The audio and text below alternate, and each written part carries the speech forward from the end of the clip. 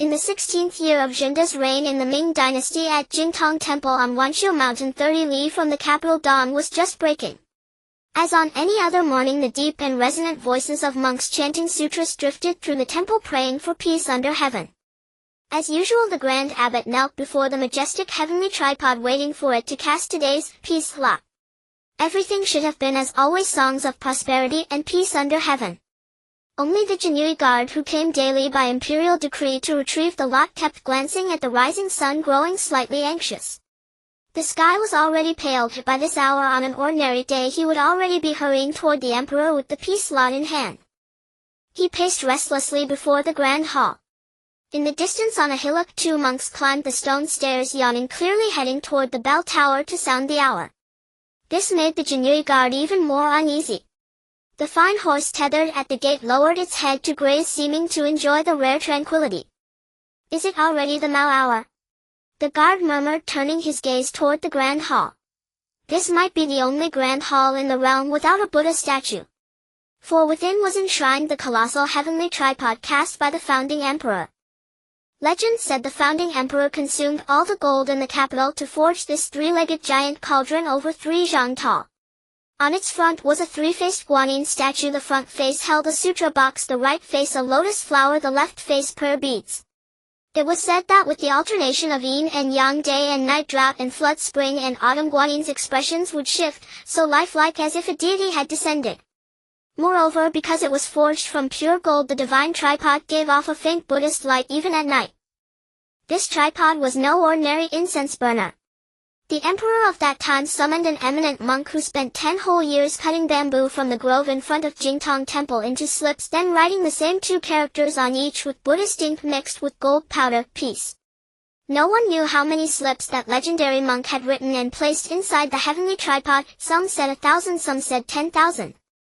In any case, the peace lots inside seemed inexhaustible. From the day the slips were placed into the heavenly tripod, the emperor officially named it heaven. For every successive emperor, the first task of each day was to come and draw a lot. The eminent monk once drew the first lot before the founding emperor. With a transcendent bearing, he simply tapped the heavenly tripod. The 3-faced guanyin let out a deep chime, the lots inside shook violently, and then a single slip tumbled out from the front guanyin's hand. The monk glanced at the lot and was struck with terror. Kneeling before the emperor, he presented the slip with trembling hands. The emperor, utterly puzzled, took the slip and examined it. It was indeed one of the bamboo slips prepared in advance. Only written upon it were not the 2 characters, peace, he had ordered, but 4 dazzling golden characters, great auspiciousness under heaven. The monk knelt on the ground and begged forgiveness, confessing that he had prepared countless peace slips but had never once written, great auspiciousness. The appearance of this lot could only be the will of heaven written by the unfathomable force of providence. It seems the Ming dynasty was destined to prosper for 1,000 generations. The emperor was greatly pleased, then bowed before the heavenly tripod and commanded eminent monks from all over the country to chant sutras here day and night, praying for the court's fortune and protection from calamity. Strangely, the eminent monk vanished without a trace after the tripod was completed. And from then on, every emperor's first act each day was to send someone here to draw a lot, and it was usually a peace lot. And indeed the world remained at peace. Yet on rare occasions, such as the emperor fathering a son or the crown prince ascending the throne, that elusive, great auspiciousness lot would unfailingly be granted from guanyin's hand. This was enough to prove how divine the heavenly tripod was, a national sacred artifact renowned by all. Today was exactly such a day, which is why the Jinui at the gate was anxious. The emperor had been blessed with a prince yesterday and was in high spirits. He had especially ordered the Jinui commander to come here at dawn to guard the lot. In ordinary times this was a coveted job. Deliver the auspicious lot to the emperor and rewards were certain, and if he spoke sweetly enough, perhaps he might even gain rank and promotion while the emperor was in a good mood. But today, unfortunately, the lot was slow to come out. Could it be? The guard caught an ominous thought. Could it be that the peace lots inside had run out? After all, he had always heard that the peace lots in the heavenly tripod were a gift from the gods, not truly inexhaustible. At this thought he shuddered, hurried to the entrance of the grand hall and peered inside. Inside, the grand abbot was still knocking upon the heavenly tripod, praying for today's lot. Only today even the expression on the statue of Guanyin seemed different from usual. Today seems a little late.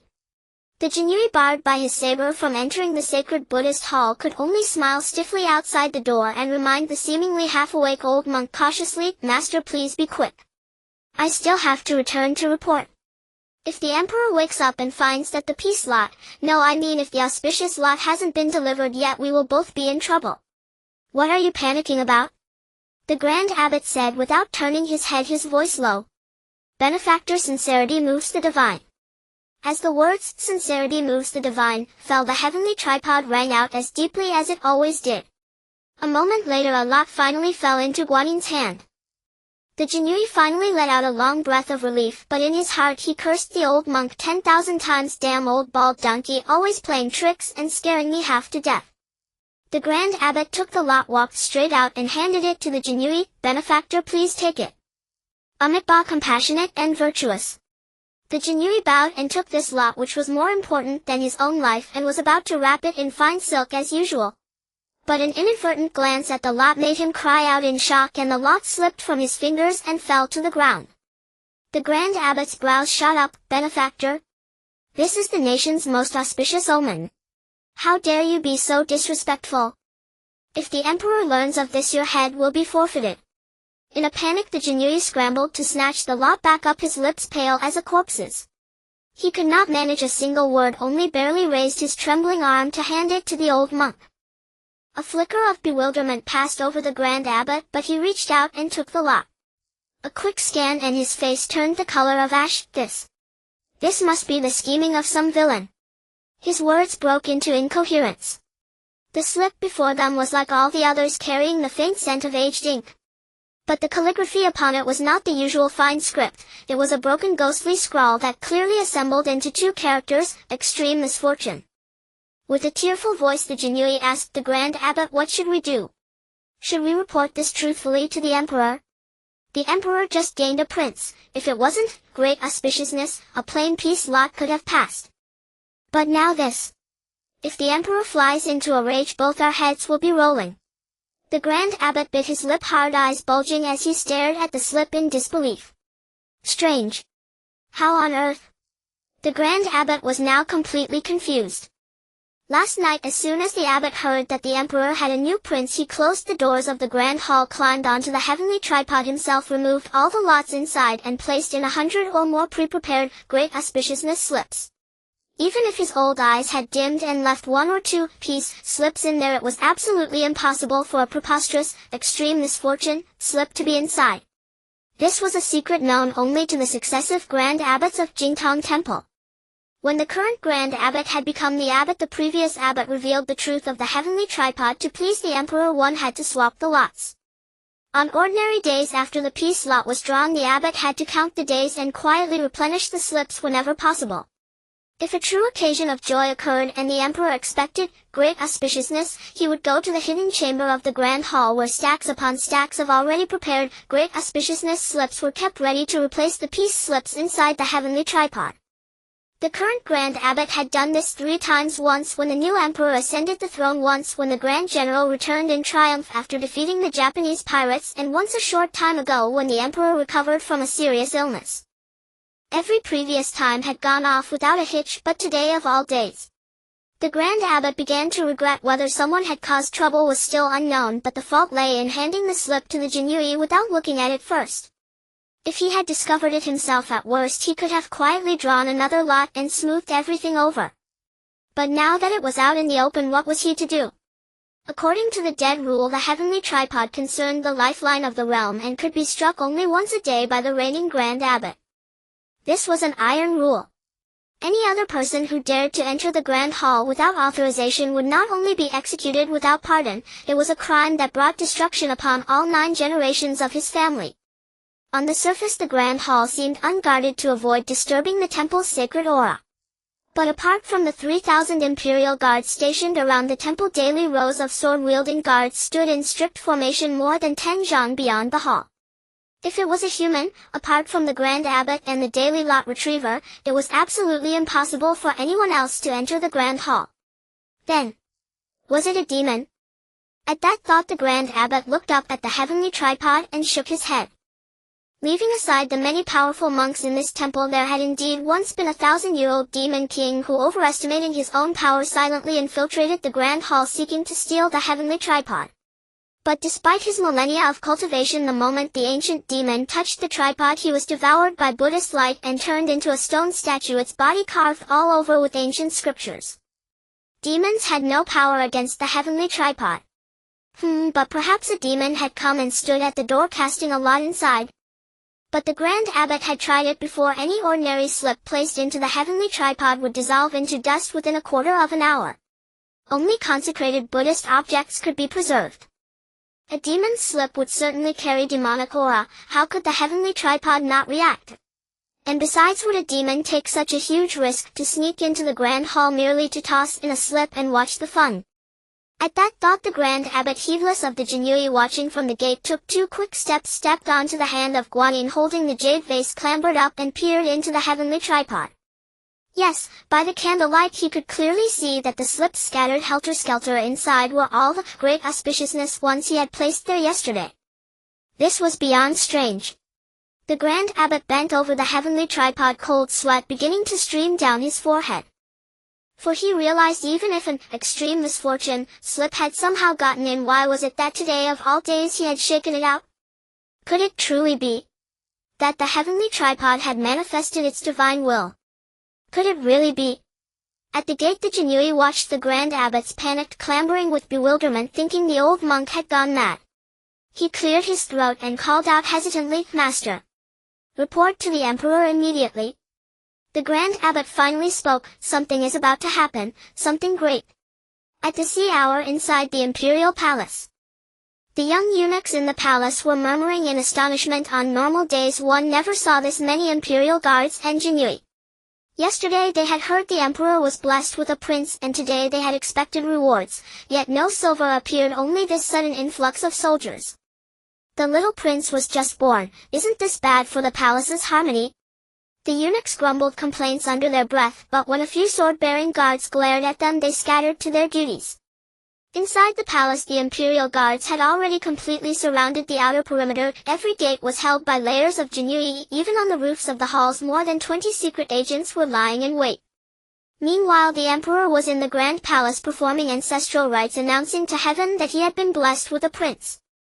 On the 4 walls of the Lingshu Hall where the spirit tablets stood, the peace slips drawn on previous days were embedded in neat rows. Unlike the martial clamor just outside the gate, this place still enjoyed its peace.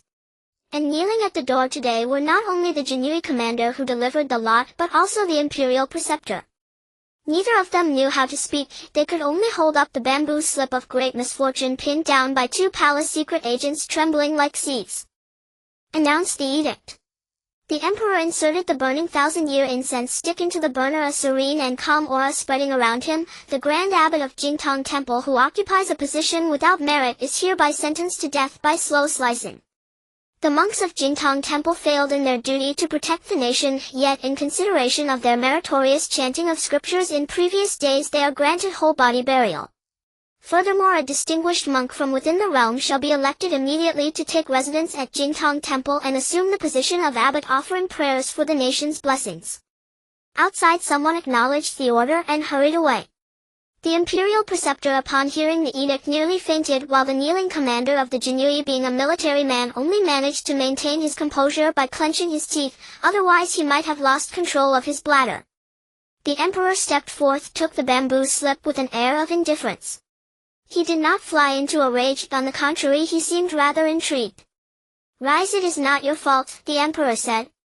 The 2 only repeated that they deserved death, yet remained kneeling. "Before the great abbot sacrificed himself, did he leave any message?" the emperor asked, turning and walking with the bamboo slip into Lingshu Palace. Though this was not a prayer of peace, the emperor, following custom, found a spot and placed down this source of calamity. "The heavens and earth are in harmony. It does not seem like a natural disaster or man-made calamity." The imperial preceptor, grasping at a thread of hope, hastily added, "The great abbot had previously entered meditation to invoke the deities and said that he feared someone intended harm against your majesty's sacred person." "Then it is an assassin," the emperor shrugged nonchalantly. No wonder the troops throughout the entire capital have been mobilized. As he spoke, the emperor gazed into the distance. The city is filled with elite troops and valiant generals. Even if there were rebels, they would be like mantises trying to stop a chariot. Why then this omen of great peril? Moreover, in recent years, though the realm has been united in heart, the eastern isles, the southern Yao, the western barbarians, and the northern mountains have all harbored intentions to spy upon the central plains. Assassination attempts, though never publicized, have indeed occurred several times. However, as long as I draw the peace sign each day, I have always been able to turn danger into safety and misfortune into fortune. As for today's matter, the emperor paused. No one dared to pick up that thread. Enough. I suspect none of you would dare speak. The emperor still looked detached. Yesterday I was blessed with a crown prince. Today the celestial tripod bestows upon me this great omen of danger. It is difficult not to see a connection.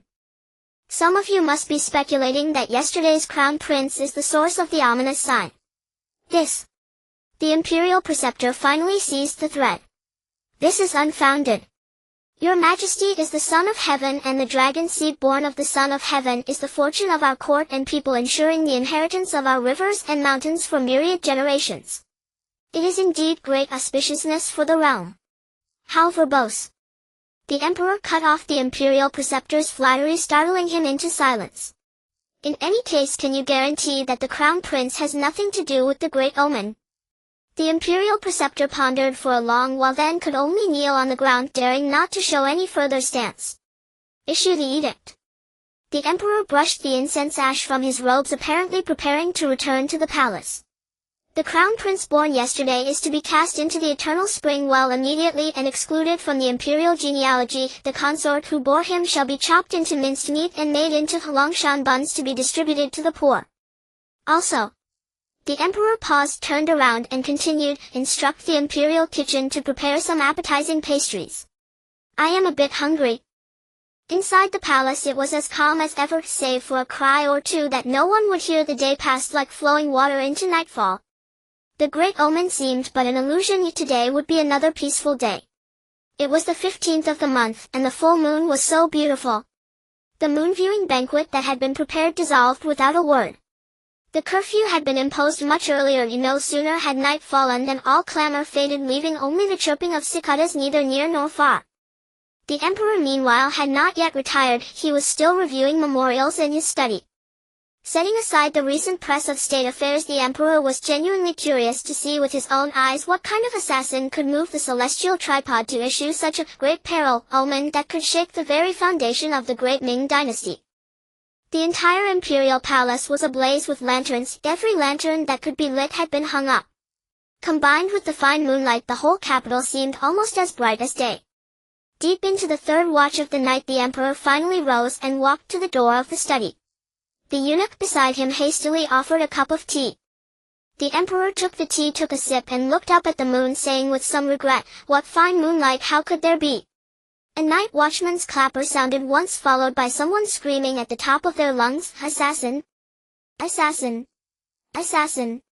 The palace, previously still as dead water, suddenly erupted with cries accompanied by the sharp sounds of weapons being drawn. The eunuch who had gone to fetch the emperor's outer robe crawled frantically to his feet, panic-stricken. "Your Majesty, there are assassins, you should." The emperor smiled unconcerned. "It is the unseen blades that are dangerous. Since the assassins have already been spotted, what is there to worry about? I was just wondering whether this assassin is human or demon to penetrate the palace without being detected until now." The usually glib eunuch did not chime in. The emperor turned and saw the eunuch sitting collapsed on the ground as if his soul had fled. He frowned. "Did I not say there is nothing to worry about? To lose your composure like this?" The emperor stopped because the eunuch seemed not to be listening. The eunuch raised a trembling hand, pointing outside, or more precisely toward the sky. The emperor turned and looked up. The moonlight was beautiful indeed. It was precisely because the bright moon hung in the sky that he could clearly see several figures continuously falling from the heavens. At the same time, if one listened closely, one could hear the dull thuds of objects hitting the ground. The imperial guards defending the palace had already fallen into chaos. Figures were indeed falling from the sky. At first several imperial drill instructors thought it was a group of experts descending from the air and hastily summoned a large contingent of archers to stand ready. It was clear that those figures high above were at least dozens of zhang from the ground, absolutely masters among masters. Everyone could not help but feel tense. Strangely, the figures crashed into the ground like ordinary commoners without any lightness, skill shattering into pulp. This scene repeated again and again in a short while. Fallen corpses lay all over the palace. Several drill instructors, ignoring such concerns, charged forward ahead of the others only to be driven back by a wave of stench.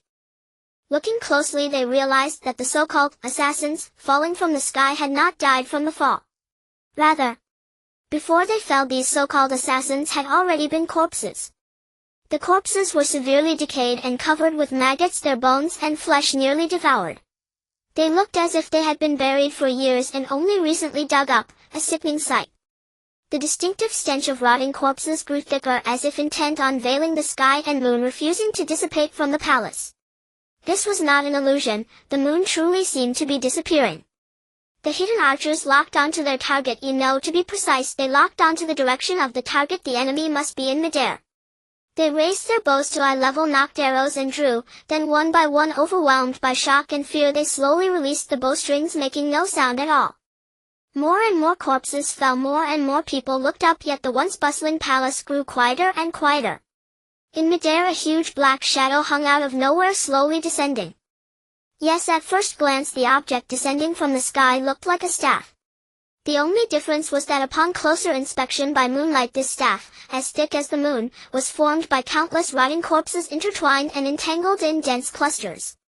It was extraordinarily horrifying. Like a candy stick crawling with ants. And the corpses, falling one by one like raindrops in summer, poured the world's misfortune down in scattered drops. Every breath felt like midwinter, an involuntary shudder ran through all. The palace had fallen utterly silent. "Guards! Protect me!" the emperor shouted, instinctively realizing this was no ordinary assassin. Yet although this cry echoed through the palace, not a single person responded. For everyone clearly heard a very, very faint laugh, a laugh that whispered nightmares into each person's ear, sending chills down the spine. That single faint sneer already choked everyone's throat with a murderous aura, as if every bone in their bodies were being ground fine by a millstone, leaving them unable to move even a fraction. As if to echo and respond to that eerie laugh, the corpse staff and the dead bodies on the ground began trembling together, letting out a tremendous wail, as if recounting their suffering or lamenting their unwillingness. Yet more than that, it was like boundless fear of that sneer. Along with that sinister laugh, a crouching, baleful shadow appeared atop the tilted corpse staff. The figure was neither human nor ghost, and as if mocking everyone, one of its claws kept scratching an itch. The crowd looked up, unable to discern who this audacious assassin was. Beneath the baleful shadow, however, were a pair of blood-red eyes sweeping across the earth, robbing those who dared stare of the strength to keep raising their heads. The emperor locked eyes with it for a mere instant and broke into a cold sweat. He staggered back several paces. Had the eunuch behind not hastily supported him, he would have fallen. The emperor tried to speak, but the first word stuck in his throat. He cleared his throat and shouted again, "I am the reigning son of heaven. Who are you? How dare you act so insolently? A mere son of heaven." The baleful shadow on the corpse staff slowly replied, its tone dripping with disdain. Then the corpse staff flew sideways. No, not flew, it was swung up by the baleful shadow's hand. "I am." The staff came down vertically, its mere swishing sound enough to rival the collapse of heaven and earth. In a mere instant. Starting from the southern gate, half the palace was obliterated in the blink of an eye, leaving only ruins. When the dust settled, everyone saw that the corpse staff had sliced straight through the palace. Wails finally rose one after another. Many had been crushed to pieces. Those still able to move had lost all will to fight, fleeing in all directions with cries. The emperor finally could no longer stand and fell to the ground. Even more horrifying, some who had been crushed and lost half their bodies still seemed unable to die. The mangled chunks of flesh, as if drawn by something, slowly and calmly crawled with their remaining bodies toward the corpse staff that had split the palace, advancing stubbornly. Meanwhile, the incomplete, rotting corpses on the staff slowly raised their hands, grasping the new dead, and pulled them into the staff. "Call! Call!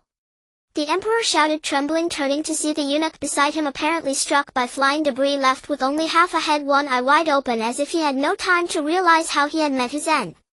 Yet upon hearing the emperor's command, the eunuch's body stirred, then slowly climbed up step by step, letting his brains spill from his half-severed head. Alas, it seemed he had not heard the emperor's voice at all.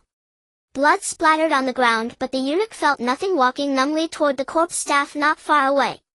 With each step, short as it was, the body decayed further than before, as if 10 or 20 years had passed in an instant. By the time he reached the corpse staff, not a single piece of flesh remained intact, nor a single drop of blood.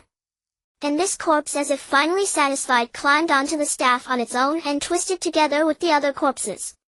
The baleful shadow in the sky seemed satisfied. It extended a claw, the new corpse staff, as if alive, rose from the ground in an instant, overturning nearly the entire palace, and flew back into the shadow's hand. The emperor knew there was no saving the situation. He could only close his eyes, awaiting the assassin's killing strike. Yet for a long time nothing happened. When the emperor again heard approaching footsteps, he opened his eyes. The imperial guards from the outer perimeter had charged into the palace. The leading general, unaware of what had just happened, stared at the ruined palace with his mouth agape. "Your Majesty! Your Majesty!" Several imperial guards finally found the half-collapsed imperial study and spotted the emperor on the ground, uncertain whether to recognize him. After all, the emperor's hair had turned utterly white. At the same time, in Jingtong Temple, the celestial tripod silently cracked. Within nearly 100 li of the palace, all sleeping commoners were awakened in the dead of night by a tremendous sound, then felt a violent tremor shaking the earth. The next day some whispered that rebels had risen last night, burning half the capital. Others said impossible, the night's thunderous crash was caused by the collapse of South Mountain. Still others said bah, nonsense, it was merely the divine engine camp's fireworks, nothing to speak of. But no one mentioned the same dream they had all dreamed last night. In everyone's dream, a hideous visage accompanied by that earth-shattering roar clearly spoke 6 words: I am the great sage, equal of heaven. In the 21st year of the Zhengde Emperor's reign, in the spring, at the 3rd coup of the Wei hour in the capital city, the sky had been overcast for over half a month, yet not a single drop of rain had fallen. A shopkeeper's assistant at the Wangchun Tea House, 30 paces from the Ministry of Revenue's gate, had just removed the door planks. He listlessly wiped at the dust with a dry rag, going through the motions. Looking up, he saw no customers on the street, not even a single soul. If things continued like this, the tea house would surely have to close. The thought of his elderly mother at home, whom he had to support, filled his heart with a stifled rage. He had just finished cleaning the door planks when he heard the distant sound of hooves. Several tall horses carrying officials rode arrogantly down the center of the main street, kicking up clouds of dust. The assistant timidly retreated under the eaves, cursing under his breath at the wasted effort. But the filthy fool who always slept on the street corner by the tea house was utterly undisturbed by the thunderous hoofs, still snoring loudly, drool pooling on the stone steps. It seemed this calamity had nothing to do with him. Every day he would wake, scavenge for slop, and fall asleep at nightfall. And so his days passed. The assistant couldn't resist kicking the fool, sending him tumbling into the street. The fool rolled a few times, letting out garbled cries, but soon steadied himself and began idly picking lice from his body. The assistant, seeing the officials had paid them no mind, cursed the fool loudly to vent his frustration. After cursing, the assistant anxiously brushed off his shoe soles, fearing they might be soiled by the fool's filth, lest he track black footprints back into the shop and face his master's wrath. This was the 3rd consecutive year of severe drought, and business was bad everywhere. Not only was the tea house on the verge of collapse, but even some of the capital's most famous brothels could barely afford water for the girls to bathe. However, for the Minister of Revenue, the drought was hardly a problem. The Emperor's grace was boundless, and 3 sweetwater wells had already been dug in his own courtyard. The real problem, it seemed, were the genii standing at the ministry's gate. Having received the announcement, the minister delayed a full half-hour before coming out to meet them, because, as his page had learned, they had not come to deliver an imperial edict. Since it wasn't the emperor's business, the minister felt compelled to maintain the dignity of his office. They were merely a few hounds raised by the court. He rose, drank his tonic, admired his flowers, and changed his clothes. It was only after his servant announced them for the third time that the minister, feigning just having woken from a nap, finally entered his main hall to receive the guests. Seated, the minister lifted his eyelids, glanced at the Jinui kneeling outside the door, and gave a slight wave of his hand to dispense with formalities. "My dear colleagues, to what do I owe this pleasure?" the minister asked, savoring the fine tea his steward had just fetched from the tea house across the street. The steward, bending low, shot a questioning look at his master. The minister waved his hand dismissively, a signal that no tea need be served to these men. The steward then straightened up and stood aside, his expression turning haughty. The men outside rose and arranged themselves in a line. The one at the head stood at the entrance of the main hall, his attire slightly different from the others. Besides a bamboo hat obscuring his eyes, a peachwood token hung from his belt by a string of jade beads inscribed with the character Wu.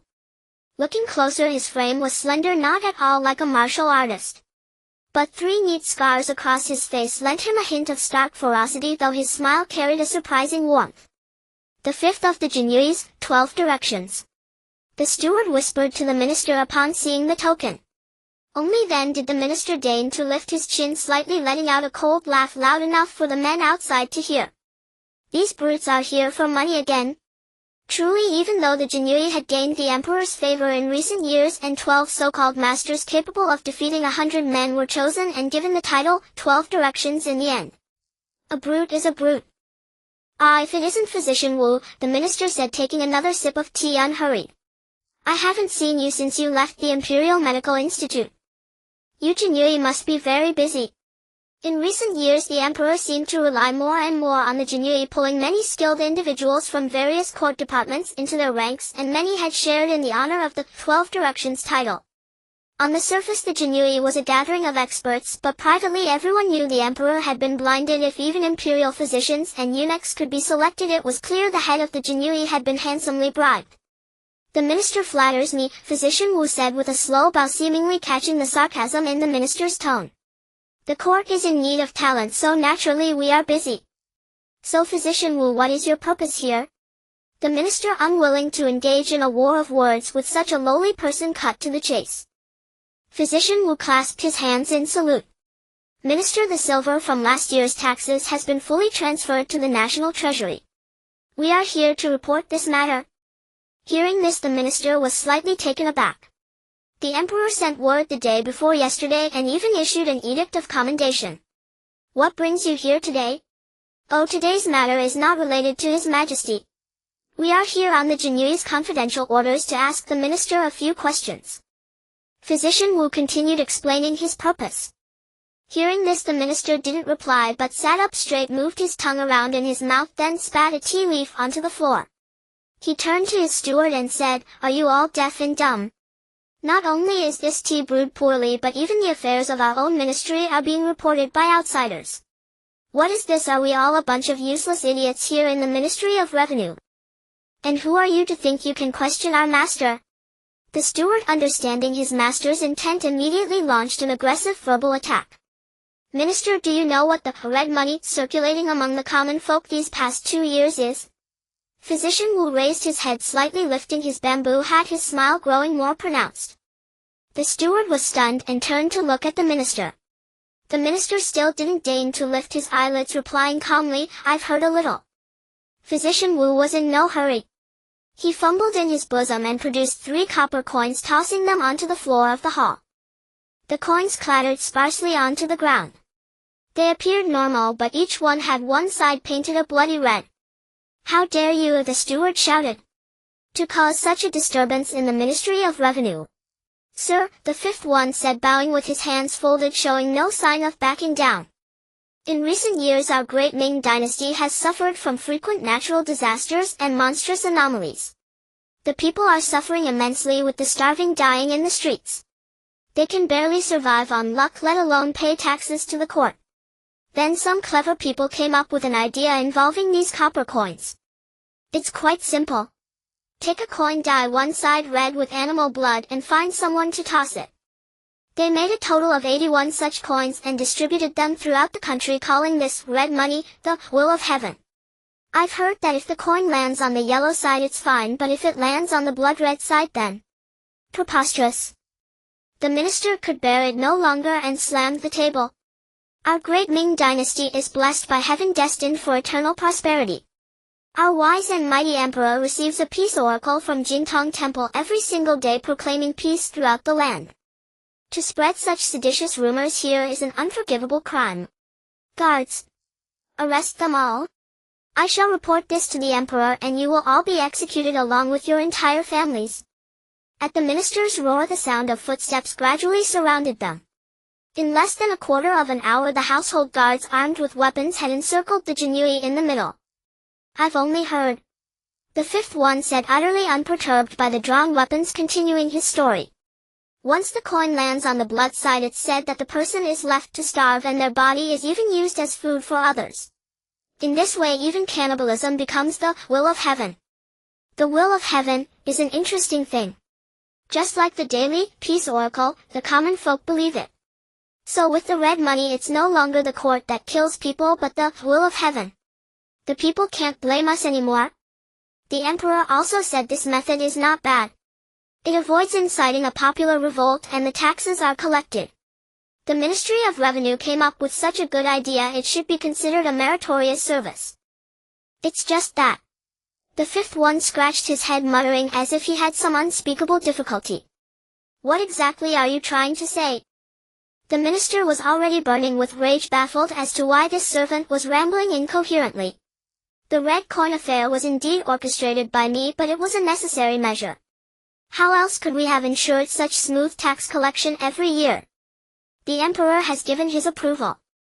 Who are the imperial guards to question it? What do you have an objection from your lofty position of idle talk? Do you have any idea how much silver the court spends annually? The entire government might as well be feeding just you imperial guards. And now you dare to bite the hand that feeds you. By the emperor's decree. Physician Wu removed his conical hat and straightened his posture. The minister was instantly flustered, hastily rising to kneel.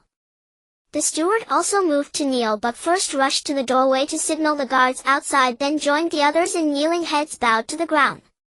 Physician Wu casually fumbled in his sleeve for a moment, produced a needle and inserted it into his own neck. With a slight twist of his fingers, his eyes turned pitch black and his voice transformed. The Ministry of Revenue has been quite diligent in recent years, which pleases me greatly. The minister did not raise his head, but he unmistakably heard the emperor's voice. However, I am rather curious as to what you have been concealing regarding the red coin affair. I have therefore dispatched the imperial guards to investigate. As for you, my dear minister. The minister's body trembled uncontrollably. He knew the current emperor's temper all too well. Yet he waited in vain, for the emperor's next words never came. After a long deliberation, the minister cautiously raised his head and saw that Physician Wu had already retrieved his silver needle and donned his conical hat again. Express your gratitude for the imperial favor. Physician Wu stated. The minister kowtowed but lacked the strength to rise again. 10 years ago, the emperor assigned me to the Imperial Medical Academy to monitor its activities. Physician Wu's voice had reverted to its original tone. It seemed the imperial decree had ended there. Even though I have left the academy, my informants remain in place. Minister, could you explain why in recent years every time your estate procured medicine there was always an extra supply of yuhuang? The minister was stunned. Yuhuang was a herb that grew in mass graves, not particularly valuable, but if one was bitten by a demonic creature, consuming it could stabilize the dantian and suppress the chaotic flow of demonic energy within the body. It was precisely for this reason that the herb was generally avoided. The minister's lips turned pale and he opened his mouth several times as if to defend himself, but no words came out. Indeed, yuhuang. But he had been extremely cautious, always acquiring it through convoluted means, spending a fortune on the black market. How did the imperial guards find out? Could it be? The steward kneeling by the door looked up at his master, who was trembling like a leaf, and felt a pang of inexplicable worry. Please rise, minister. There are proper distinctions of rank. Physician Wu raised a hand as if to help the kneeling minister to his feet, yet his smiling demeanor felt more like a provocation. We too are curious on the emperor's behalf.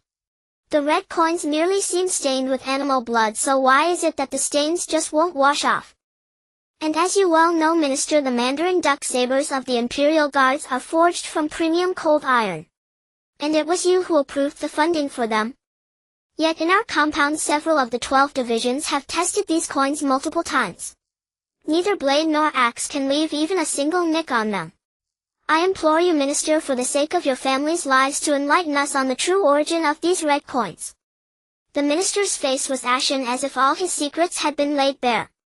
He raised his head and glanced toward Physician Wu. The steward still kneeling behind him gave a subtle shake of his head. The truth is, the red coins are. The minister finally sighed and opened his mouth. In an instant a relentless rustling sound descended from the sky. Everyone looked up and saw a sky full of locusts plummeting from midair. As they all instinctively swatted at the insects and looked around, the steward lunged forward in a tiger-like stride, crawling low along the ground towards the main gate of the Ministry of Revenue. I knew it was you all along. Physician Wu's voice sounded from behind the steward. Suddenly the steward felt a numbness in his limbs. Looking down, he discovered silver needles had been inserted into his hands and feet without his notice. Letting out a screeching roar, the steward turned to glare at them all. However, by now he had half shed his human form and a face resembling that of a locust had clearly emerged. With your meridians sealed and your demonic energy suppressed, can't you even transform into your true form anymore? Physician Wu turned and strolled over, his tone laced with mockery. It's quite ironic, really. You cultivate for years just to take human form, and once you succeed you have to shed the human skin. The minister, who had been on the verge of confessing, could no longer speak. The locusts that had landed swarmed over him, devouring him relentlessly, even burrowing into his mouth and down his throat as he cried out in pain. By the time Physician Wu's needles had subdued the steward, the minister was already dead. Within moments nothing remained in the hall but a clean stripped skeleton. It doesn't matter. He's dead and you'll never know anything now. The steward boasted loudly, but his eyes were gradually bulging. I told you I've sealed your demonic energy and you still try to circulate it. What, do you still think you can fight? Physician Wu leaned down and patted the back of the steward's head. As he withdrew his hand, another silver needle appeared on the steward's neck. Besides, whether he lives or dies doesn't really matter. We've known what we needed to know for a long time. Whoever your master is, please relay a message: don't underestimate the Imperial Guards. Although I doubt you'll get the chance. The steward, prostrate on the ground, convulsed. His eyes bulged and swelled until with a muffled pop, his head and flesh burst apart in a bloody, desperate explosion. His half-human, half-demon body went limp and stopped twitching. The final line of the Emperor's decree.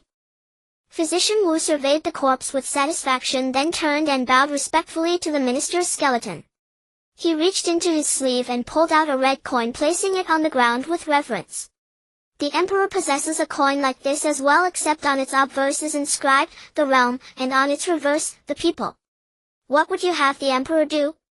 The guards kneeling nearby gaped in astonishment, unsure of what had just transpired in that brief moment and why Physician Wu and his Imperial Guards had all drawn their Mandarin duck sabers. Outside the ministry gates, Physician Wu led his men out cautiously and then carefully closed the doors behind them. At the entrance of a nearby tea house, a waiter was shooing away a fool who was dodging the grasshoppers. Physician Wu looked over and walked towards them. The waiter quickly put on a fawning smile and greeted him enthusiastically, "Sir, care for some tea?" Physician Wu didn't respond, walking straight to the fool. He raised his hand. In a flash a silver needle appeared between his fingers. The fool, who had been rolling on the ground moments before, swayed and then stood up straight. The steward was a demon. The fool rubbed his neck and said, "Damn, that's insidious. Knowing I'm a fool, he fed me herbal dregs every night to help him dispose of the evidence. But it let me taste the clues. It was definitely you Huang in there." "The key threat has been eliminated," Physician Wu said, raising a hand to brush the dirt off the fool. "These past 6 months you've worked hard. There were 81 red coins in total." The fool stopped Physician Wu's arm and continued, seemingly unconcerned about his own filth. "The court has recovered 16. Physician Wu nodded. 16 recovered. I see. The fool smiled. "We have a lead on where the rest might be." Physician Wu gestured for the fool to keep quiet. "But I'm rather concerned about that scholar surnamed Wu you mentioned earlier." "Yes, when he came for tea before, he already had 3 red coins in his possession. It's been months since then." The fool calculated carefully, a hint of anxiety creeping in. If I'd known the red coins were so important, I should have made a move back in the capital. It's not like he knew what they were. If we don't act soon. Did the scholar say where he was headed? Physician Wu asked. Nanxiu City. The fool said as if he had the answer ready. Go back to the yamen and get some rest. Some of the 12 divisions are stationed near Nanxiu City. Physician Wu said, then glanced at the utterly stunned waiter standing nearby, another silver needle mysteriously appearing in his hand. I'll handle the rest. All right, I'll go wash up first and then. The fool paused mid-sentence. He raised his hand, feeling a raindrop land on his palm. Slowly the rain began to intensify as if an overfilled water vat had finally burst. Within the Ministry of Revenue compound, no one rejoiced at this long-awaited spring rain. Instead, the rain gradually washed away the stench of blood that permeated the courtyard. No one noticed, however, that the coin bestowed by the emperor lay with its people side facing up, bathed in the gentle moisture slowly sinking into the mud. And this spring rain, so desperately prayed for by the masses, seemed like the endless inconsolable tears of that very coin. Welcome, honored guest. How many in your party? 2. Will you be dining or staying the night? Demon hunting. What? Demon hunting. Approximately 1600 li due south of the capital lay Nanxiu City. 5 years had passed since the earth-shattering upheaval at the imperial court. The common folk outside the palace walls seemed to have largely forgotten the thunderous roar that had shattered the night sky. For the people of Nanxiu City, the most pressing concern was not the distant earth tremors from 1,000 li away, but the calamity at their very doorstep, a demonic infestation, and spider demons at that. Nestled in the mountains and bordering the Miao tribes of the southern frontier, Nanxiu City had once been deemed a crucial border stronghold during the late emperor's campaigns to unify the realm, and had enjoyed a period of considerable prosperity. In recent years, however, consecutive natural disasters had brought the populace to the brink of despair. Last year their suffering was compounded when the imperial court bestowed upon them the red token. At the beginning of this year, a glimmer of hope finally appeared for Nanxiu City. The rains deigned to return, soothing the parched earth and offering the people a chance to survive. But this respite was short-lived. No sooner had Nanxiu City begun to recover than it was struck by a catastrophic blow. Not only were the farmlands outside the village left unattended, but the village itself was eerily devoid of human voices. Even the plaque standing in the village center bearing the personal calligraphy of the founding emperor had lost its former luster, now covered in dust-laden cobwebs and a shallow yet ominous claw mark left by the demon. In the early part of the previous year, the villagers of Nanxiu had not noticed anything particularly strange, only that spiders seemed to have proliferated throughout the village. But by this year several spiders the size of plow oxen had descended from the mountains. Covered in dark green eyes, they raided the village, carrying off livestock and capturing many villagers as well. It wasn't until lives were lost that the villagers realized in horror that the situation was beyond their control. The cave on the western mountain had become the demon's lair, its sovereign territory. Just a short walk from the village entrance one could see the mountain range covered as if in heavy snow, with silver threads draped over the hills and valleys. Occasionally a few fortunate souls who had been captured managed to escape and return to the village. But these survivors would have dozens of fleshy lumps of varying sizes growing on their stomachs, and within days they would be devoured from the inside by spiders that burst forth. The village had submitted petitions to the authorities several times, pleading with the imperial court to rid them of this scourge. Each time the official response was the same: await deliberation by the relevant offices. Be patient. But with demonic disturbances erupting across the nation, how could the government spare attention for a remote border town like Nanxiu? Soon. There's always time. Those who were captured became food for the demon. The living could only pray for a miracle that was almost certain not to come. In desperation, the village had managed to scrape together some silver from each household. They commissioned the village scholar to write several demon hunting notices, which they distributed among the villagers who were fleeing for safety. This is the current predicament of Nanxiu City, Qingxuan said, frowning as he looked over the demon hunting notice in his hand. With a sigh, he could only return to softly reciting his prayer beads, which were wound around his left hand. Dressed in coarse white hemp robes, he looked every bit the itinerant monk. Wu Cheng'en, standing beside Qingxuan, casually handed him a steamed bun. The shopkeeper, upon hearing we were here to hunt demons, refused to take our money. After chewing a few mouthfuls of the bun, a look of guilt spread across his face as if he had taken advantage of a great bargain. He swept his wide sleeve up, concealing his scholarly face. The pair, one in black and one in white, stood out wherever they went, yet among this eager crowd of demon hunters they appeared the most ordinary and unremarkable. Yes, this crowd. There were over 30 of them in total, all claiming to be there to help Nanxiu City hunt demons. And yet the plaque was now covered with crows, their raucous caws seeming to mock the insignificance of the group below. The village head hadn't expected that within just a few months of sending out the notices such a multitude of capable individuals would descend upon tiny Nanxiu City. A flicker of hope surged into their previously bleak lives. Among the group were those draped in kasaya robes wearing expressions of transcendence, others with fierce visages, some even sporting demon heads hanging from their belts, and some with the bearing of immortals muttering incantations while gesturing with peachwood swords. In comparison, Wu Cheng'en and Qingxuan looked more like villagers who had simply come to watch the spectacle. Beside the village's only well sat an old sandalwood box. Instead of incense for prayer, it was filled to the brim with copper coins donated by the entire village. If one were to count it all, it would easily amount to several dozen taels of silver. Nearly the entire village had gathered surrounding the group of heroes summoned by the demon hunting notices. Many residents even prostrated themselves, singing praises and accolades, fearful of slighting any one of them. The village head stood by the well, rambling on with customary words of gratitude to their saviors. The group below, however, was clearly growing impatient. A burly man holding a large 9-ringed golden blade stepped forward, roughly bumping into Wu Cheng'en and nearly sending him stumbling. Paying no heed to Wu Cheng'en's reproachful glare, he bellowed in an irritated tone, "Old man, enough with the empty pleasantries. I'm asking you, is it true that Nanxiu City received the Imperial Red Token last year?" The village head was taken aback, then nodded dumbly. A murmur rippled through the crowd. Wu Cheng'en was startled, turning to look at Qingxuan. A smug, secretive smile curled at the corner of the golden blade man's mouth.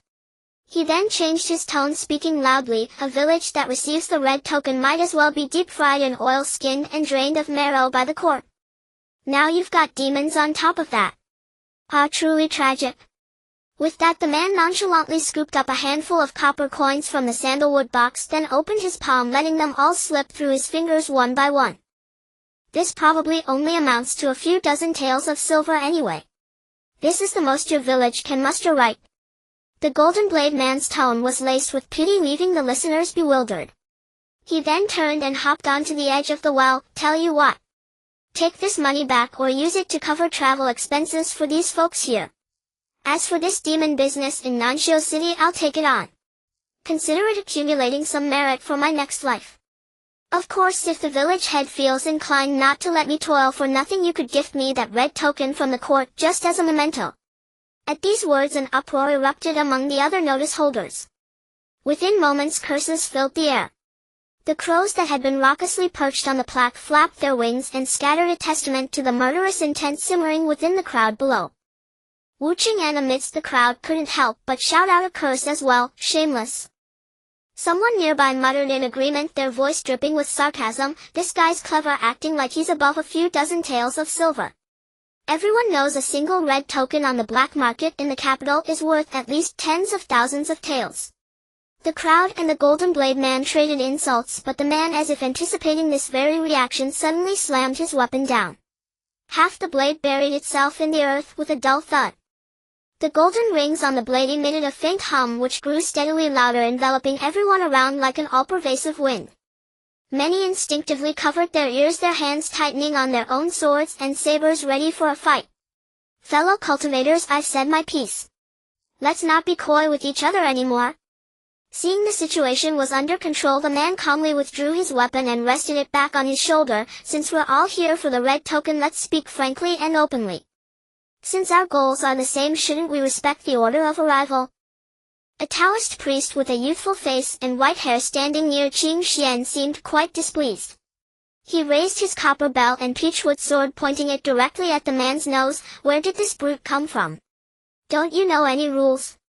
How about I send you back to your mother's womb to learn some manners?" "Ha ha ha, the elder speaks wisely. However," the golden blade man turned slightly, grinning at the Taoist, "my reasoning is a bit more forceful. In the blink of an eye. Not good. Qingxuan and Wu Cheng'en exclaimed simultaneously. In the next instant before the Taoist could even retort, Qingxuan had shoved him to the ground. Meanwhile, Wu Cheng'en raised his left arm, planted his feet in a horse stance, and rooted to the ground managed to block the horizontally sweeping blade. A dull, heavy thud echoed. Several people within half a zhang of the clash were knocked off their feet, but the Golden Blade man gained no advantage either. Suspicion flickered in his eyes, yet the sound of the impact told him that the scholar's voluminous sleeve must conceal some hidden trick. The others, their eyes still fixed on the well, only snapped their attention back to the skirmish after hearing the thud. The Taoist, who had landed face first in the dirt, reached out to push Qingxuan away, only then realizing he had narrowly escaped the Golden Blade man's killing blow. The intent of that strike was clear: to kill, to take a life. The Taoist swallowed hard and began to curse, "You little brat." But the Golden Blade man ignored him, stepping on the Taoist's mouth to silence the rest of his profanity while retracting his weapon and letting his murderous aura dissipate. "You were trying to kill someone just now." Wu Cheng'en rubbed his arm, speaking coldly to the man. The force of that strike was substantial, far more than a mere show of force. The Golden Blade man calmly regarded the crouching Qingxuan and Wu Cheng'en, then rummaged in his robe for a moment. "You do have some skill. Here my card. I hope you two will do me the courtesy." The man produced an embroidered piece of cloth from his robe and handed it to Wu Cheng'en. Wu Cheng'en took it, glanced at it, and his eyes widened in astonishment before he passed it to Qingxuan. Qingxuan looked at it and remained silent. The crowd craned their necks, trying to get a glimpse of the so-called name card. Upon seeing the embroidery clearly, they all clicked their tongues in awe and instantly lost their previous bravado. Even the crows circling overhead cawed and flapped away in haste. On the exquisite embroidery, 7 dazzling characters were stitched in gleaming golden thread. Embroidered uniform guard 28 mansions. Wu Cheng'en weighed the embroidery in his hand and glanced at Qingxuan. Qingxuan waved his hand, signaling him to stay quiet. Indeed.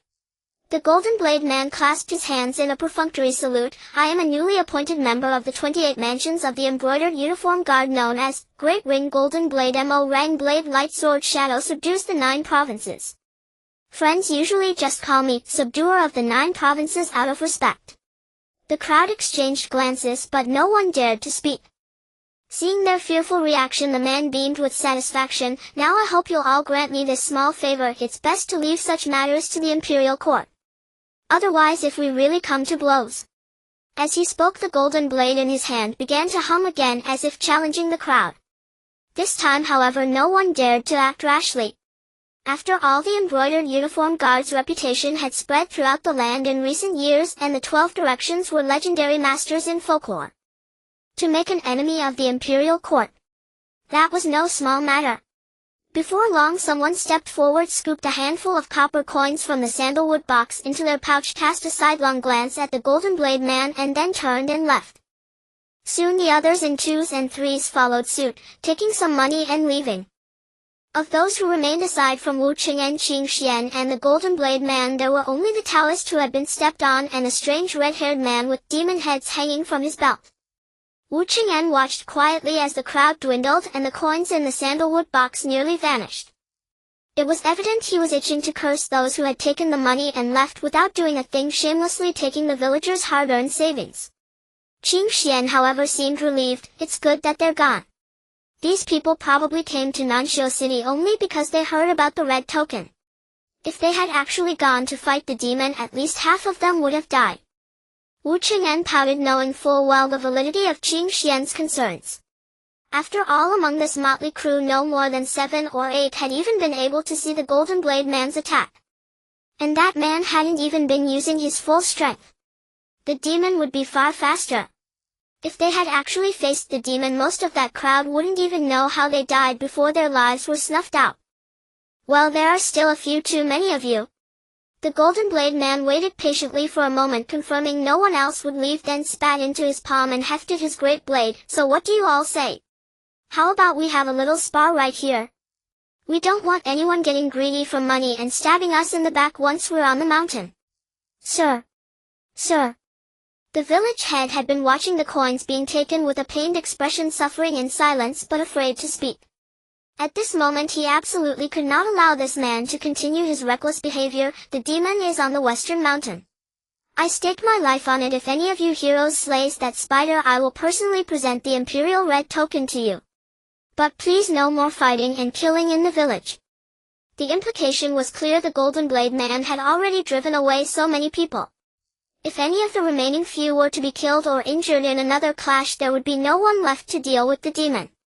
The Golden Blade man snorted dismissively at this, hefted his weapon and strode off towards the village's western exit.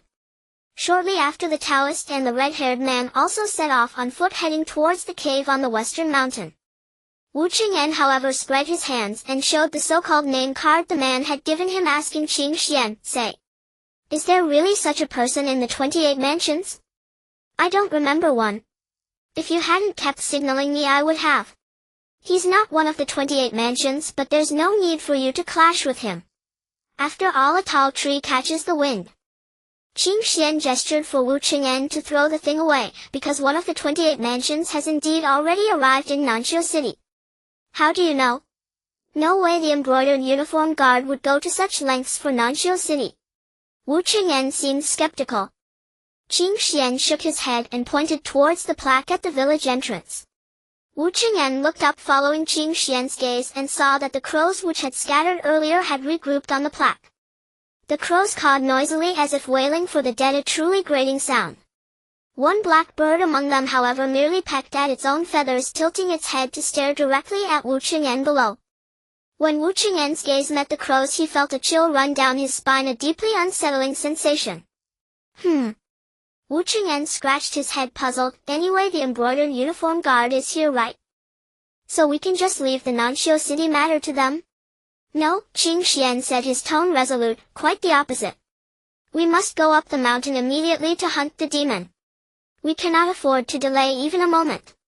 Wu Cheng'en sensed the gravity in Qingxuan's voice and asked, "What's wrong?" Qingxuan didn't answer, but raised his index finger and spoke calmly to the crow on the plaque, "Come." The crow, as if understanding human speech, spread its large wings, flapped them a few times, and then swooped down to land steadily on Qingxuan's finger. Upon closer inspection, the crow's eyes and beak were a deep, rich blood red. The crow still tilted its head, staring intently at Qingxuan. Yet on its face was clearly an expression of sinister glee, sending a shiver down the spine of any onlooker. Qingxuan stroked its feathers, then turned and presented the crow to Wu Cheng'en, because the person the embroidered uniform guard sent, if he determines that even a single person in Nanxiu City has been afflicted by demonic transformation, then he will slaughter the entire city. Can you guess which of the 28 mansions has come to Nanxiu City?" The crow, as if to give Wu Cheng'en a hint, flapped its wings provocatively. In truth, the moment the crow had spread its fluffy wings on the plaque, Wu Cheng'en had understood why Qingxuan was so anxious. Because that crow's wings were so full and imposing, instilling a sense of awe at first sight. After all, some symbols, some legends, and even some names are fears etched deep into the human heart. Six-winged crow, blood bodhisattva. Wu Cheng'en muttered to himself, feeling his scalp begin to tingle. Though spider silk blanketed the mountainside, the path leading to the spider demon's lair remained unmistakably clear. On the way up the mountain, Wu Cheng'en and Qingxuan were met with a trail of carnage. The mangled remains of spiders of all sizes lay scattered about, their splattered dark green ichor painting a grisly path. "These fellows are quite skilled," Wu Cheng'en remarked, carefully stepping to avoid the viscous fluids, a hint of genuine admiration in his voice. After all, Qingxuan and he had ascended the mountain less than a stick of incense later, and the others had already carved a path through the thick of it. Even now at the mountainside they had yet to catch a glimpse of those figures. Clearly the three who had gone ahead were swift and formidable, their progress unhindered by the spiders along the way. Qingxuan remained silent, merely glancing at the corpses of the creatures nearby. Most bore delicate green patterns on their backs, and the claws at the tips of their legs, though sharp, were almost translucent, signs they were freshly hatched larvae. Though these spiders were ferocious with sharp fangs and claws, they were at best mere beasts. The true demon slaying had yet to begin. Wu Cheng'en and Qingxuan quickened their pace and finally spotted the disheveled Taoist from the village at the cave entrance. More precisely, it was the sound of a copper bell that led them to him. The cave mouth, nestled between two ridges, was enormous, standing over 2 zhang tall. Hanging before it was a thick layer of webbing draping down like a curtain, forming a formidable barrier. This web differed from the strands scattered across the mountain. The silk was as thick as a human finger, and its surface was not smooth but covered in dense barbs. Yet despite its heavy appearance, the web rippled gently in the breeze, a truly eerie sight. The Taoist was entangled within the web, writhing as best he could. His robe was slashed in a dozen places, and he was covered in blood. With his left hand he rang a copper bell incessantly, while his right hand futilely swung a peachwood sword, unable to sever the silver threads that were tightening around him. The strands were dense, and the Taoist's movements grew weaker. Spiders crouched around the web's perimeter, seemingly indifferent to their trapped prey. "Save!" the Taoist gasped, finally spotting Wu Cheng'en and Qingxuan behind him, and with a final surge of effort he inhaled deeply to shout a single word. Clearly that was unwise. As he inhaled, several strands of silk were drawn into his mouth. In an instant his lips were lacerated and bound by the barbs. He could no longer utter a sound, and his eyes began to roll back. He didn't have much time left. Wu Cheng'en's heart stirred. He took a step forward, his right hand reaching into his left sleeve. Qingxuan raised an arm to block him, signaling caution. "A life is at stake," Wu Cheng'en urged, but Qingxuan only mouthed, "We're being watched." Wu Cheng'en swallowed his words and stood still. On the sun-cracked earth, two massive shadows began to circle slowly. Each shadow had a sharp head and 6 flapping wings, drawing near and then receding, their movements stirring the silent air with a faint rustling sound. 2 6-winged crows. Wu Cheng'en and Qingxuan exchanged a glance. Qingxuan looked at the Taoist, then walked over slowly. "They've followed us from Nanxiu City. They're likely after us. You've already been seen by the Imperial agents. We can't let anyone witness your techniques." Wu Cheng'en was taken aback, then dejectedly lowered his hand, kicking a pebble in frustration. Qingxuan had reached the web. He gently extended his right hand and grabbed the Taoist's arm, but even this slight movement was quickly ensnared by the sharp strands. "Careful!" Wu Cheng'en couldn't help but warn, only then noticing that Qingxuan's left hand, hidden in his sleeve, was already gripping his prayer beads. A sound like a babbling brook echoed, and suddenly the Taoist was yanked free from the dense web and tossed to the ground. Astonishingly, not a single strand of silk clung to him. The Taoist lay on the ground panting, yet still managed a grateful nod. "Let's go inside." Qingxuan beckoned to Wu Cheng'en, then addressed the Taoist, "Master, please continue to ring your bell. We will return to escort you down the mountain." The Taoist nodded wearily, raising his hand to gently shake the bell. Wu Cheng'en gave the Taoist a puzzled look, but proceeded to stand before the web curtain. Qingxuan, as before, clutched the hidden prayer beads in his left hand, then tapped Wu Cheng'en's shoulder with his right. The sound of a stream flowed, and both passed directly through the web, emerging untouched as if they were leaves slipping through water. Inside the cave it was pitch black, the entrance behind them offered only a faint glimmer. "Why not just burn this web? At least we'd have some light," Wu Cheng'en complained, groping in the darkness, unable to even see his own feet. "Leaving the web might trap those 6-winged crows for a while," Qingxuan said, clearly having his own plan. Sure enough, the web curtain rustled, accompanied by the cawing of crows. The beasts had tried to mimic their entry but were ensnared by the web, unable to break free. Wu Cheng'en nodded in understanding. He crouched down and rummaged through his belongings, pulling out a sheet of xian paper and laying it flat on the ground. Then he fumbled in his left sleeve and produced a writing brush. "By the way, what was the point of having that Taoist outside ring his bell?" Wu Cheng'en asked Qingxuan, lying on his stomach and licking the brush's tip before carefully writing on the paper.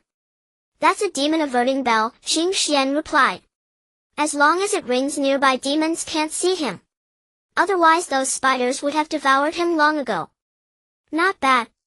That artifact is convenient and easy to use. I should find one for myself sometime," Wu Cheng'en said, putting away his brush and hastily rising. In the center of the paper was written the character for lamp. Strangely, in an instant the cave was faintly illuminated by the paper. The cavern was a maze of intersecting paths and stone roads, making it nearly impossible to discern any direction. Using the light, Qingxuan pointed to a nearby opening. A clear blade mark was etched into the stone wall beside it. Wu Cheng'en nodded. This must be the path the so-called Golden Blade shaking the 9 provinces had taken. They advanced quickly, and after 100 or so paces the cave opened up into a vast clearing dozens of zhang in circumference. Light filtered down through a crack in the ceiling, giving the place an almost ethereal beauty.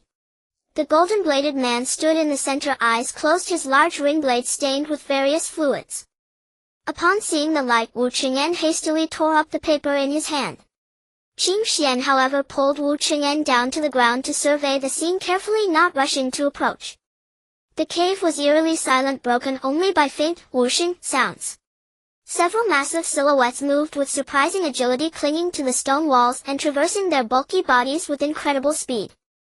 Their claws scraped against the crevices, producing an unsettling, harsh scratching sound. Two of them, Qingxuan whispered to Wu Cheng'en after listening intently. Wu Cheng'en, however, was watching the golden blade man with concern. Can he handle it? As he spoke, a dark green spider the size of a plow ox burst forth, landing just a few zhang from the man, brandishing its fangs. A dozen blood-red eyes snapped open across its back, glaring at him. The man raised his blade and swung it at the creature. The beast seemed undeterred and charged straight at him. But Qingxuan and Wu Cheng'en, watching from behind, saw it clearly. The spider in front was merely a distraction. The real threat was a second spider lurking behind the man. The spider behind the man landed silently, slowly opening its sharp jaws, and then leaped for the unprotected back of the man's neck. With a sharp swish, Wu Cheng'en rubbed his eyes, doubting what he had just witnessed.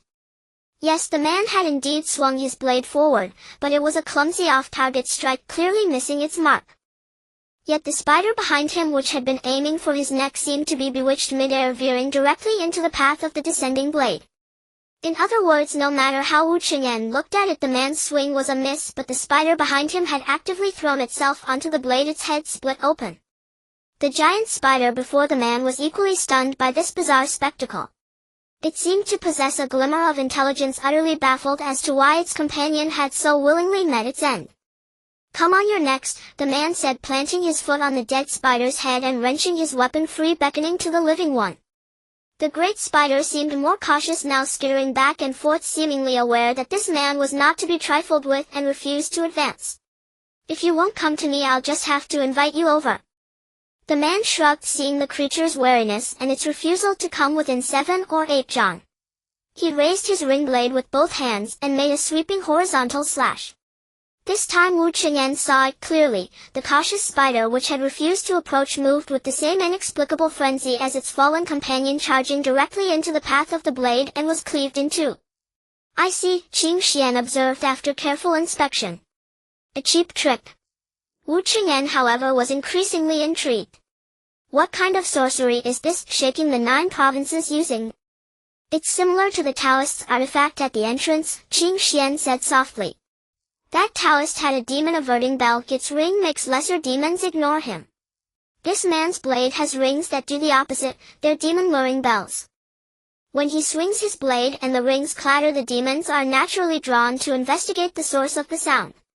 It's just that the source of the sound happens to be the edge of his blade. Wu Cheng'en nodded, a bit deflated, like a child whose favorite magic trick has been explained away. Exactly, Qingxuan said, brushing the dust from his clothes, seemingly preparing to stand, ignoring Wu Cheng'en's disappointment.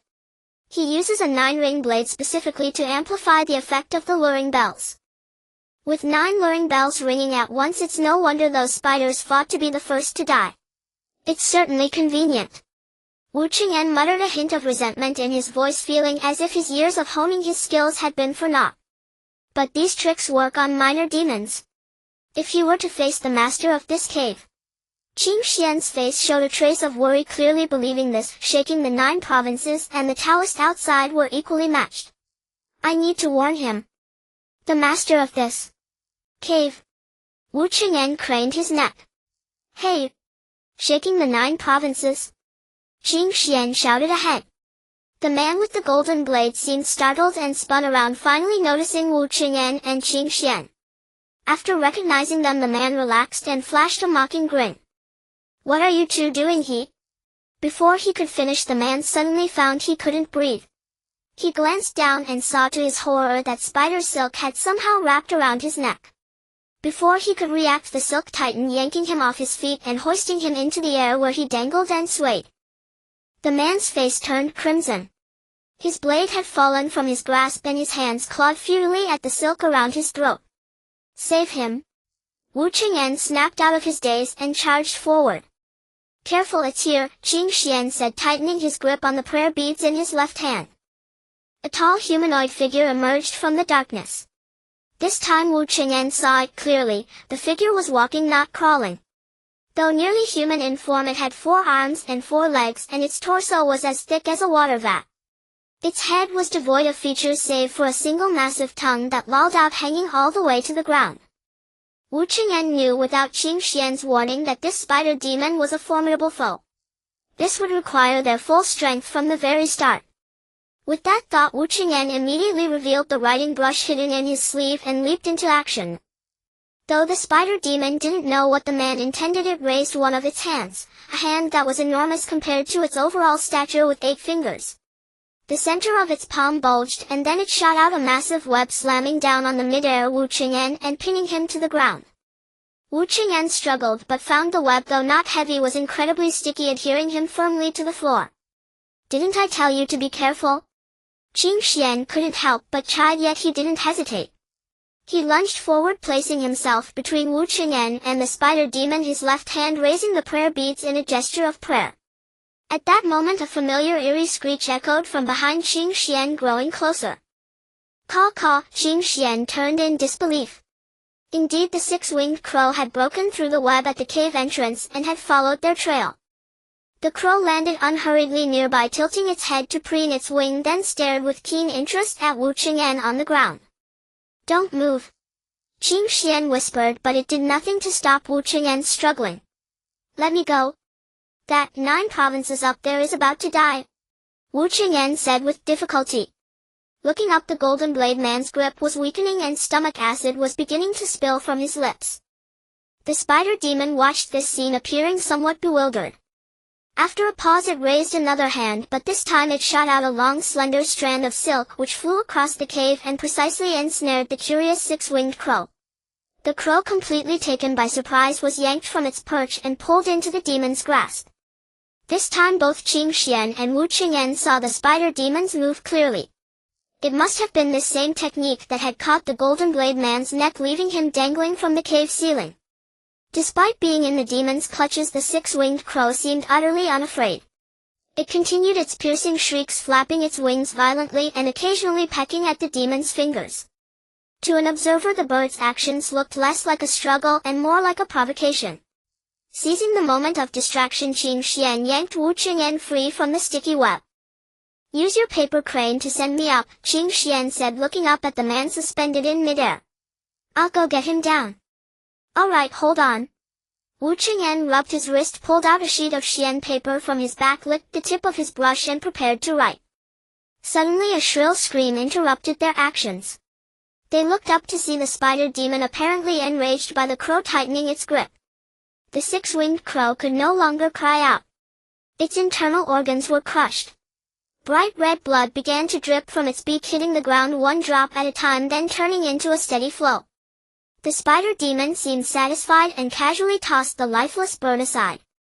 However, the blood flowing from the crow's beak was strange, and even the spider demon noticed it was as if the crow's abdomen held an endless reservoir gushing forth like a breached dam. The blood pooling on the ground did not soak into the earth. Instead it grew larger and larger, forming a small crimson pool. This is a problem, Qingxuan said, no longer appearing eager to rescue the man. A withered black arm shot out from the pool of blood, groping for a moment before finding purchase on the ground. Then a gaunt figure, using that arm for leverage, hauled itself completely out of the pool, crouching unceremoniously beside the spider demon.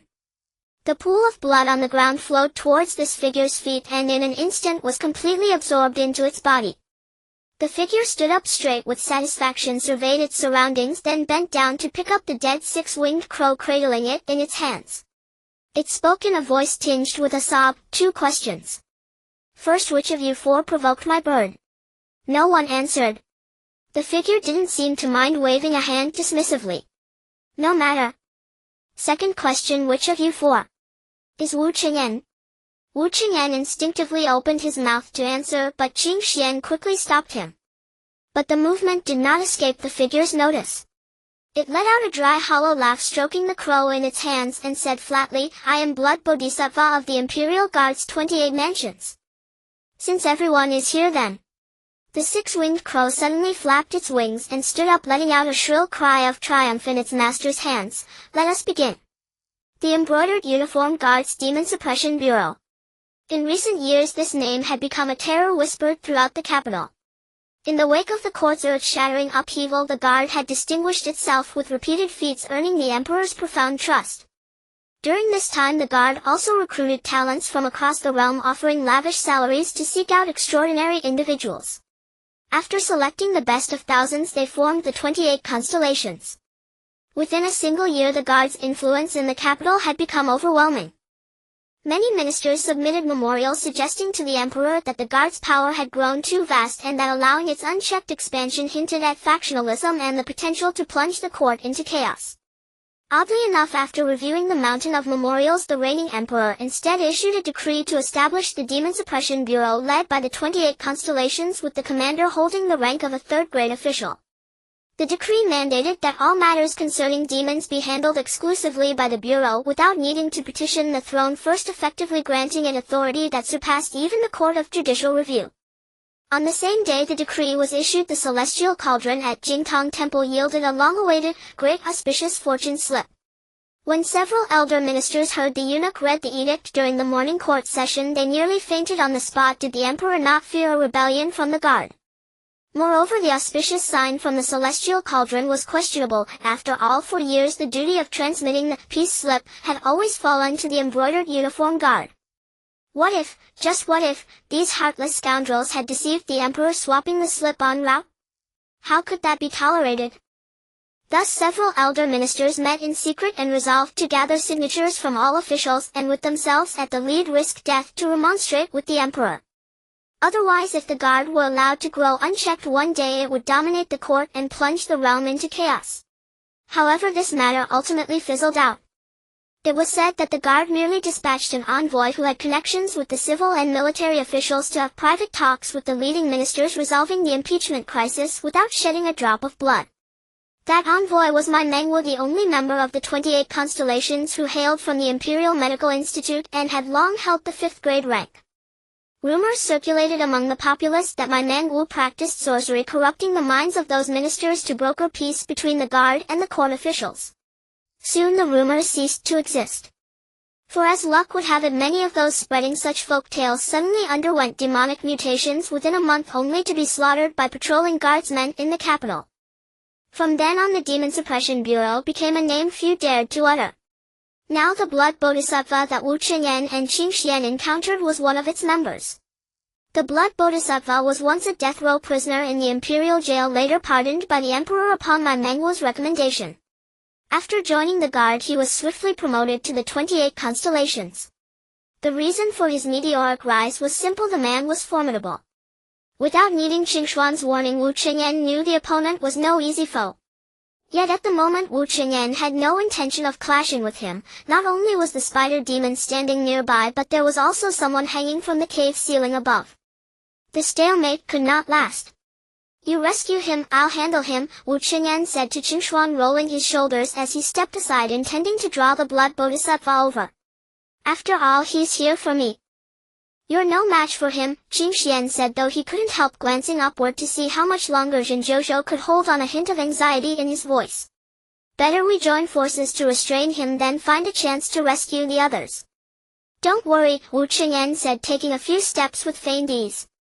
He casually glanced off into the distance, then smiled. "I've got backup." Qingxuan followed Wu Cheng'en's gaze and immediately understood. Wu Cheng'en took a few steps, then suddenly lunged toward the Blood Bodhisattva, who sneered coldly, utterly dismissing him. However, Wu Cheng'en didn't recklessly charge, and his target was the golden blade that had slipped from Zhenjiuzhou's grasp moments earlier. With all his might, Wu Cheng'en kicked out his foot, striking the hilt squarely. The great blade rose with a ringing sound and spun toward the Blood Bodhisattva. The Blood Bodhisattva remained unflustered, raising a hand to catch the golden blade with ease. "A petty trick, trying to catch someone off guard. You're still too green." But the six-winged crow cawed aloud as if warning its master to be wary, for the spider demon standing nearby had suddenly lashed out, hurling a strand of silk at the blood bodhisattva. The blood bodhisattva faltered, only then noticing his body was tightly bound by the spider demon's silk, his upper half immobilized. Then the fiend approached, licking its long tongue as it drew near. The blood bodhisattva seemed unperturbed. The six-winged crow took flight at once, slicing at the silk, entangling its master with its wings. Perfect. Just as Wu Cheng'en had predicted, both the blood bodhisattva and his crow were now preoccupied. Seizing the precious moment while the blood bodhisattva was distracted, Wu Cheng'en hurled a sheet of rice paper toward Jinzhouzhou in midair while simultaneously flicking out his brush, wetting its tip with his tongue and writing the character, kite, in the air upon the paper. Qingxuan with perfect synchronicity leaped toward the same direction in advance, lightly stepping onto the rice paper. The paper, far from crumpling under his weight, bore him aloft, gliding toward the cave ceiling. As Qingxuan ascended to a height of 5 or 6 zhang on the verge of reaching the captive, a black shadow suddenly flashed past, piercing straight through the paper beneath his feet. Wu Cheng'en froze, then shouted a warning, "Qingxuan, watch out! Who told you, I only have one bird?" The blood bodhisattva, having ruined Wu Cheng'en's trick, spoke with a hint of mockery. The one that had torn through the paper with lightning speed was indeed another six-winged crow. After its strike, the beast flew back to perch on the blood bodhisattva's shoulder, swift as an arrow released from a bow. Fortunately, Qingxuan's reflexes were lightning fast. He had already spotted the crow charging at him. In the nick of time, he managed a desperate leap, his outstretched right hand finally grasping Jinzhouzhou's ankle. In an instant, Jinzhouzhou slipped free from the silk and the two crashed to the ground. Qingxuan, ignoring his own injuries, quickly raised a hand to check Jinzhouzhou's breath, then let out a slightly relieved expression. Wu Cheng'en finally breathed a sigh of relief. He hurried over to help Qingxuan carry Jinzhouzhou aside, then truly turned his full attention to the blood bodhisattva not far away. The blood bodhisattva had been watching Qingxuan and Wu Cheng'en's every move, showing little interest in the spider demon beside him. Even if the silk was indeed tough, it was no match for his crows. The six-winged crow flew back and forth beside the silk a few times, and the threads were severed.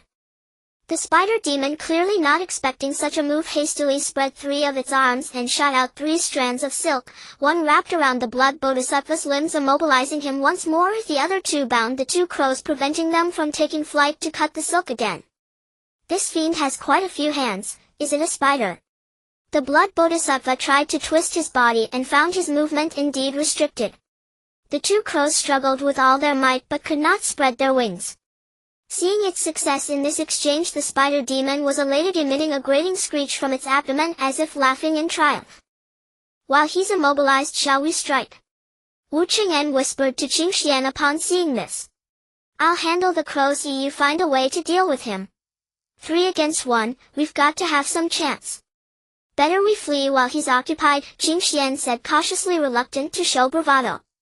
"With our numbers running now would be a disgrace. And besides..." Wu Cheng'en was clearly dissatisfied with this answer, muttering a complaint. Before he could finish, the spider demon's screeching grew louder, its piercing cries echoing harshly through the cave. "But..."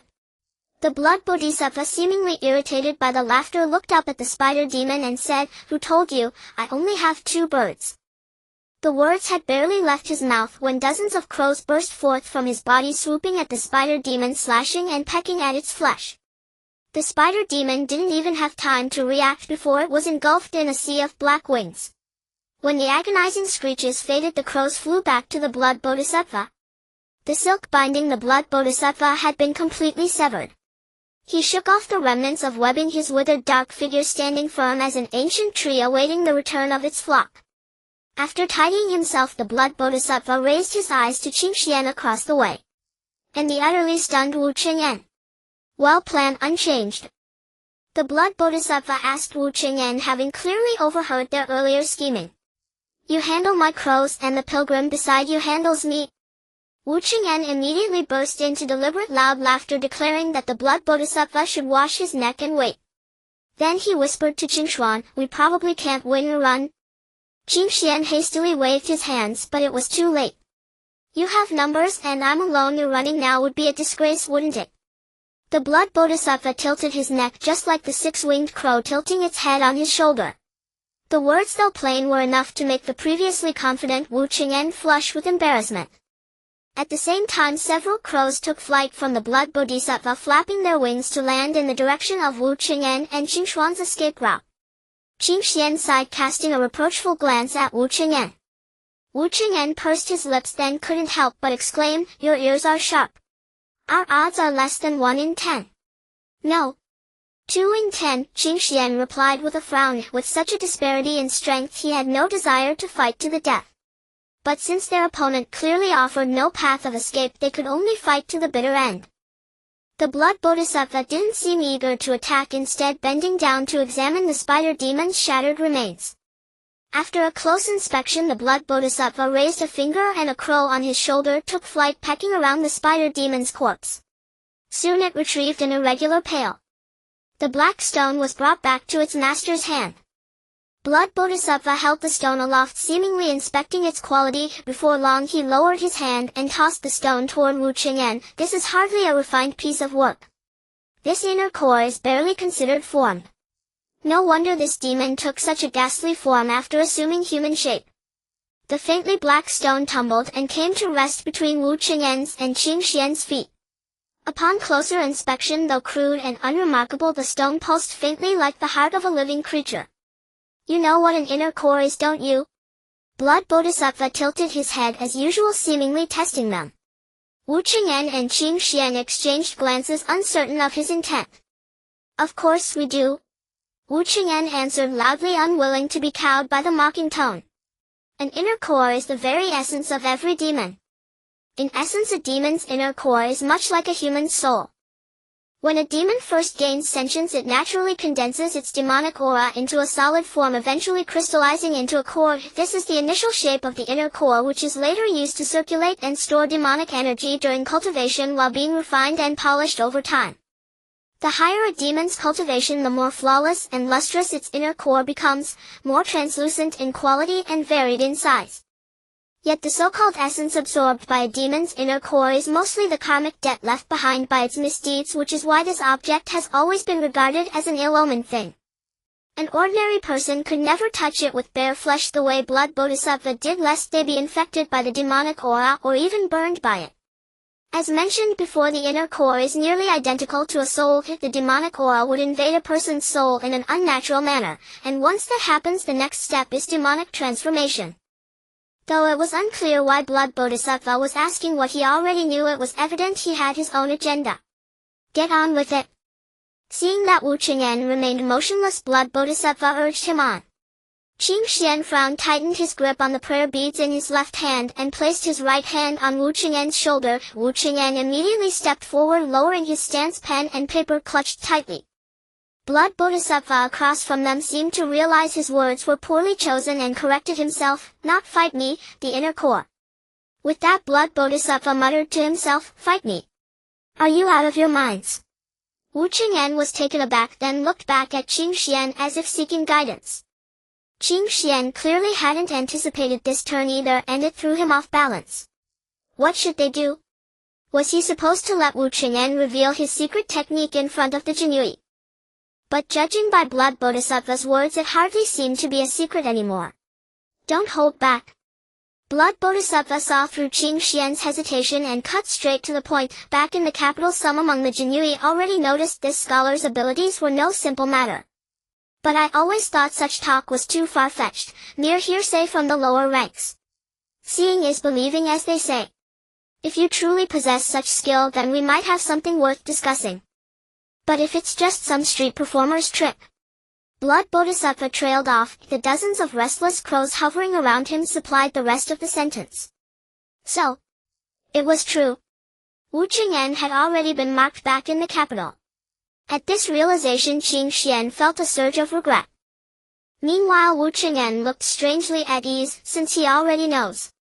"Then what do we do, Qingxuan?" "Do it." Qingxuan sighed, having weighed the options and found no better path. The reason he had kept Wu Cheng'en's abilities hidden was the fear that someone might covet them, but since the secret was already out and blood bodhisattva hadn't resorted to lethal force, perhaps there was still room for a favorable outcome. Wu Cheng'en nodded, tossed the sheet of rice paper into the air and raised his left hand. The paper slipped neatly into his sleeve. Then Wu Cheng'en carefully pulled a book from his waist, sat down cross-legged and opened it page by page. Aside from the first few pages bearing ink, the book was almost entirely blank. Wu Cheng'en glanced at Qingxuan. Qingxuan understood his meaning, and though still wary of blood bodhisattva before them, he finally released his grip from Wu Cheng'en's shoulder. Wu Cheng'en closed his eyes for a moment, then suddenly dabbed the tip of his brush against the spider demon's inner core beside him. In an instant the dull black core lost its rigidity, the brush tip sinking in with ease, absorbing its color. Then, as if utterly absorbed, Wu Cheng'en began writing furiously across the pages of the book. With each stroke the inner core was consumed, quickly dwindling to less than half. At first Qingxuan kept his eyes fixed on Blood Bodhisattva, fearing he might seize the moment to launch a sneak attack, but soon he realized the man had no such intention. Blood Bodhisattva, watching Wu Cheng'en on the ground, had a face so withered and dark that saying his eyes were gleaming with delight would hardly be an exaggeration. After about the time it takes an incense stick to burn, Wu Cheng'en let out a long breath, set down his brush, spread the book open on his knees and blew gently on the still wet ink. The inner core on the ground had been completely consumed, leaving not a trace behind. A six-winged crow circled around Qingxuan a few times, then landed on Wu Cheng'en's shoulder, tilting its head to peer at the book in his hands. It sniffed, then raised its head and cawed several times toward its master. "Magnificent," said Blood Bodhisattva. "Of course it is." Only then did Wu Cheng'en snap back to himself. "Every one of these stories was penned only after I racked my brains so naturally. I'm not talking about your stories, but your technique." Blood Bodhisattva cut off the self-satisfied Wu Cheng'en and continued, "Even more impressive than the rumor suggested. I thought it was merely shattering the inner core, but the karmic burden and malice within that core, you dissolved them with a single stroke of your brush. That surpasses even a high monk's rites of liberation." As he spoke, all the crows spread their wings and flew back to Blood Bodhisattva, merging into the withered tree. Only the first one remained perched upon his shoulder. "You're called Wu Cheng'en, aren't you?" Blood Bodhisattva said as he turned his head toward the depths of the cave, and indeed not only Blood Bodhisattva, Wu Cheng'en and Qingxuan also faintly heard something emerging from the cave's recesses. A moment later the crimson-haired freak who had entered the cave earlier dragged two spider corpses into view. Clearly caught off guard, he started at the sight of the others before him. Blood Bodhisattva said nothing, merely raised a hand and pointed at the crimson-haired freak. The crow on his shoulder instantly shot toward the man's neck, a flash of crimson light, and the freak's head was severed cleanly without even a scream, spinning through the air before thudding to the ground, followed by his body toppling backward with a heavy crash. "What are you doing?" Qingxuan shouted, unable to comprehend why Blood Bodhisattva had suddenly struck to kill. "Don't let others see your abilities lest unnecessary trouble arise." Blood Bodhisattva fixed his gaze on the crimson-haired freak now lying in a pool of blood, then turned back to Wu Cheng'en. "This skill of yours ought to be devoted to the imperial court." Qingxuan suddenly understood. Blood Bodhisattva was silencing a witness. He glanced down at the unconscious Jinzhouzhou, then gritted his teeth and looked up. "Since Wu Cheng'en's secret can't be known, am I next?" Hearing this, Wu Cheng'en sprang to his feet, tucked away his book and pulled out a sheaf of rice paper. "You dare? No. You stay, look after him." Blood Bodhisattva waved a hand at the six-winged crow, immediately landed on the ground, opened its beak and slowly regurgitated an unending stream of blood. Gradually, just as before, the blood on the ground coalesced into a pool. Blood Bodhisattva shifted his stance and stepped into the blood pool. The gore seemed bottomless and his body began to slowly sink. "This lad's ability is rather intriguing. If he were to die, wouldn't that be a pity?" Seeing that Blood Bodhisattva appeared to be leaving the tents, Wu Cheng'en seemed greatly surprised and asked hesitantly, You're not going to kill us? Did you come for the red coins? Are you talking about the red coins of Nanxiu City or the red coins on your person?" A parched smile appeared on Blood Bodhisattva's face. "No matter. They'll belong to the court soon enough. I've seen enough today." With that, Blood Bodhisattva's entire body sank into the bloody froth. The six-winged crow beside him also leapt into the blood pool after its master. In an instant the pool of blood scattered in all directions and seeped into the earth. Qingxuan and Wu Cheng'en looked at each other. What did he mean? Wu Cheng'en patted himself down, confirmed the red coins tucked against his body were still there, and then asked cautiously, Perhaps Blood Bodhisattva doesn't know you still carry red coins on you. Qingxuan thought for a moment then said, but it's also possible that what he said earlier, about wanting to recruit you for the Zhenxie department in the future, means he's in no rush to take the coins. Like hell I'd go, Wu Cheng'en couldn't help cursing. Qingxuan merely looked at the scene within the cave and let out a sigh. What a pity about that man, we couldn't save him in time.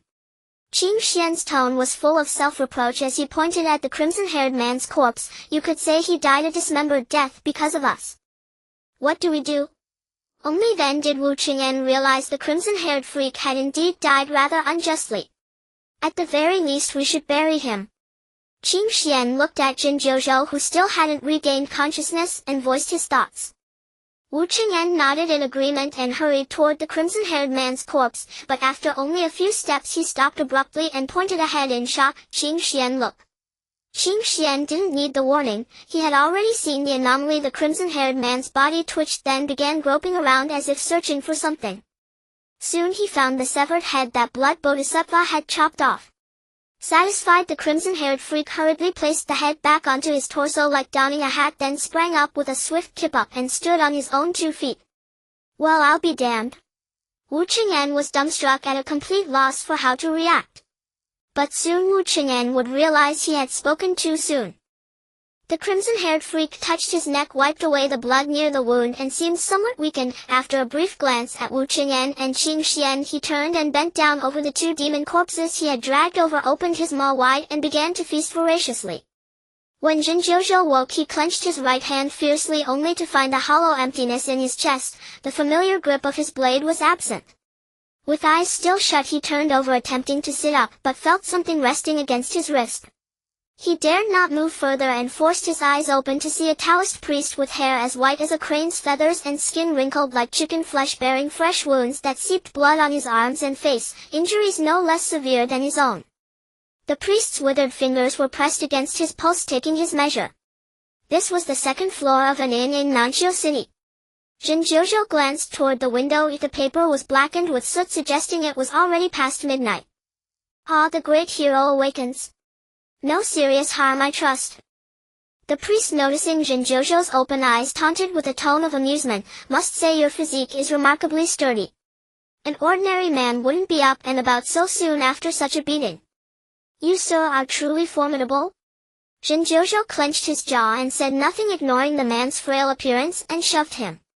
The priest stumbled and fell to the floor. Jin Zhou touched his neck where the bloody mark still lingered. This old wound brought everything rushing back, and he threw off the covers and rose from the bed. Damn you, you backstabber! Jin Zhou cursed without a clear target, scanned the room and turned toward the door. His gold-ringed saber lay carefully placed by the door, its edge wiped clean with care as if it had been waiting for its master to awaken. Jin Zhou strode over, snatched up his weapon and kicked the door open. Below in the main hall, the village chief was hosting a banquet in honor of Nanqiu City's benefactors.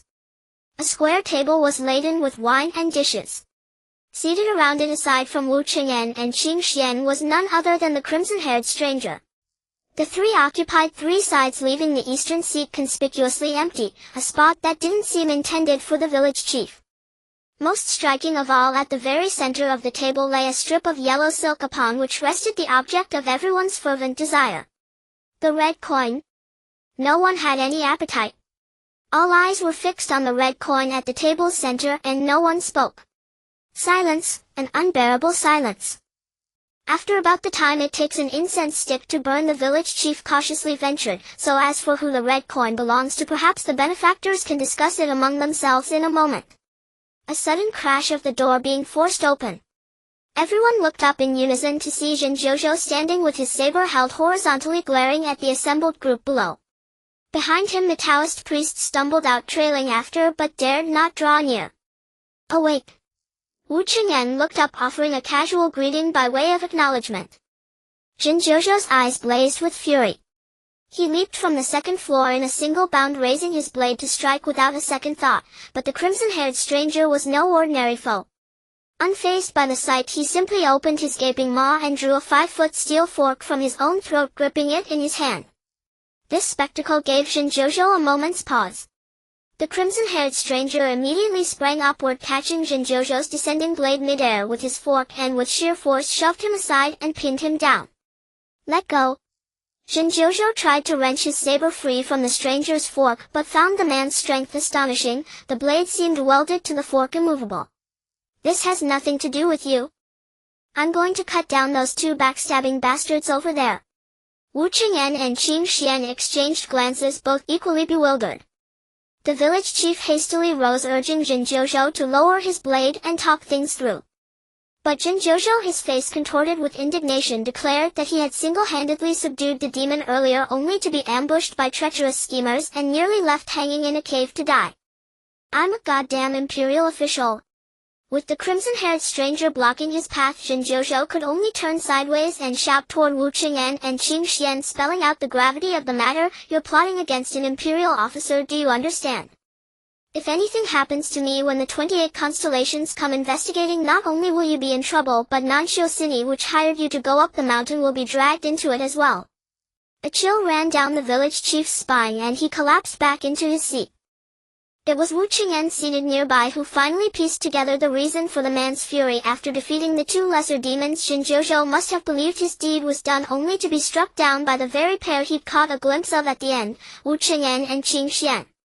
Though this wasn't exactly an uncommon turn of events. After all, the spider's spirit had moved with blinding speed. It was entirely possible that Zhenjiuzhou had been ensnared and knocked unconscious before he even had a chance to react. It seemed he was also completely unaware of what had happened with the blood bodhisattva afterward. So it was only natural that he now suspected Qingxuan and Wu Cheng'en of setting him up. However, Zhenjiuzhou's cursing was truly vile and relentless, a torrent of filth that began with the ancestral graves of Wu Cheng'en and Qingxuan and ended with wishes of eternal childlessness upon them both. The crimson-haired stranger, after listening to Zhenjiuzhou's tirade, couldn't help but shake his head with a cold laugh, letting out a strange series of sounds, woo-wah woo-la woo-la-la. Zhenjiuzhou was taken aback, not understanding the man's meaning. "You son of a bitch, speak like a human. Keep making those noises and I'll cut you down with one swing." "He says he saw it. Your neck was bound with spider silk, the work of the demon, and had nothing to do with me or Qingxuan." Wu Cheng'en shrugged and translated for the stranger. It was no wonder Zhenjiuzhou couldn't understand. The man spoke the native tongue of Nanyao. The stranger nodded and continued with a few more garbled utterances. "He also says." Wu Cheng'en listened carefully before addressing Zhenjiuzhou. "Given your skill, it's a wonder you made it back alive at all. You should count yourself lucky, not stand here demanding credit. Remember, he and I are the ones who carried you down from the mountain." "That." Zhenjiuzhou's face went pale for a moment, then flushed red. He lowered his head in thought, then slammed his hand on the table. "How do I know you're not all in league together conspiring to deceive me?" The Taoist priest upstairs finally managed to interject. Right. They carried you and I helped haul your blade. Are we all in league too then? You with your third-rate kung fu, useless at exorcising demons, but you sure know how to put on airs." The words left Zhenjiuzhou red-faced and speechless, his grip gradually loosening. The stranger looked up at the Taoist priest and finally uttered a single, "Wu ji," while also lowering his weapon. He also said, "Your feet stink." Wu Cheng'en deliberately pinched his nose and announced loudly. At this, not only did Zhenjiuzhou fly into a rage, but Qingxuan and the crimson-haired stranger both turned their heads to stare at the smirking Wu Cheng'en. You talk too much." Qingxuan couldn't help but chide softly. But Zhenjiuzhou was clearly several levels below the crimson-haired stranger, and his injuries made the gap even more apparent. Though he swung his blade, the stranger easily deflected it with a single palm strike, sending the weapon flying from his hands. The crimson-haired stranger seemed disinclined to press the advantage. He simply bent down, picked up the golden saber from the floor, then tilted his head back, opened his mouth, and casually swallowed the nearly 100-pound weapon whole. A Nanyao secret art. Zhenjiuzhou, clearly a man of some worldly knowledge, couldn't help but blurt out at the sight. The crimson-haired stranger nodded and pulled a rough jade token from his robe, dangling it before the man's eyes. "He's from the ghost market in the capital." Wu Cheng'en, seeing that the two had ceased their quarrel, rose with a disappointed air. "Take a look at that token. You must have heard of those people." Though imperial decree expressly forbade anyone but the Exorcism Bureau from meddling in demon affairs, the first law of the ghost market was that the more forbidden an item was by the court, the more priceless it became. Take this inner core for instance. It had commanded a hefty price at the ghost market before, and in recent years its value had only climbed higher. Even if the nobility had no idea what the core could actually be used for, at the very least it could serve as a rare jewel displayed in one's home to ward off evil and misfortune. Where there are buyers, there must be sellers. The ghost market naturally kept its own agents, men willing to risk life and limb to fulfill their clients' demands. These men followed no code of the Jianghu. To prevent internal strife, most operated alone. By that logic, the crimson-haired stranger likely truly didn't know Qingxuan or Wu Cheng'en. Fine, no point bickering with you common street rats. Let's talk now. How do we split the red coin? Jinjiuzhou blustered a bit more to save face, then pulled out a chair and sat down. Noticing the table laden with food and drink untouched, he grabbed a large white porcelain bowl, poured himself half a bowl of wine from the jar and downed it in one gulp, while his other hand dragged a plate piled high with beef toward him. Everyone shouted in unison, "Don't touch that!" Jinjiuzhou sprayed the wine from his mouth across the floor in shock. He looked up to find everyone staring at the plate of beef, and the village chief had already lunged forward, shielding the plate with both hands. "God damn it, I thought the spider spirit was back. I put in all that effort, nearly lost my life, and I can't even have some beef." "You stingy old fool. No, the pork knuckle, the fried mutton, the big chicken leg, help yourself to all of it. It's just the beef you can't have, that's saved for a young lady." The village chief smiled apologetically as he moved the beef far away. Jinjiuzhou swept his gaze across the assembled crowd, tall ones, short ones, ugly ones, all men. "What young lady?" "This young lady, as it happens, is also your savior. Earlier when you were unconscious, who the hell was unconscious?" I was resting my eyes." Right. While you were resting your eyes, the demons from the mountain came back, seemingly seeking revenge." The village chief quickly corrected himself before continuing, "Just then this young lady happened to pass by. She drove off all the demons single-handedly. Many folks in Nanxiu City saw it with their own eyes. We begged and pleaded to keep her for a meal, and she said all she wanted was some beef. So you see, it's the one dish she asked for, if you eat it. One person drove off the demons." Jinjiuzhou set down his wine bowl, the beef forgotten, mulling over that sentence again and again, half in doubt. "In all my years I've seen a few formidable women, but even they could only hold the demons back together. One person alone. What technique did she use?" "That's the strange part, no technique at all. She just walked and the demons. She stepped back on her own." "Nonsense. If she has such power, she must be a demon herself." "Oh, please don't say that," the village chief said, waving his hands hastily. "That young lady has such delicate features. You old fool, you've seen nothing of the world. When she arrives I'll test her myself and see if she's human or demon." Jinjiuzhou smirked with satisfaction and poured himself another bowl of wine. "Not only does he want to eat the food I ordered, but he also wants to test if I'm human or demon. Sir, we've never met before. Why so hostile?" A crisp, sweet voice came from the doorway. Jinjiuzhou quickly looked up. Burly men filled the room, and through the gaps between them he caught a glimpse of red clothing and a mass of dark hair drawing closer. The crowd parted to make way. A petite young woman looked at him with a smile. "I'm truly sorry for making you all wait for me to eat. It's my little quirk," she said, walking over with a smile.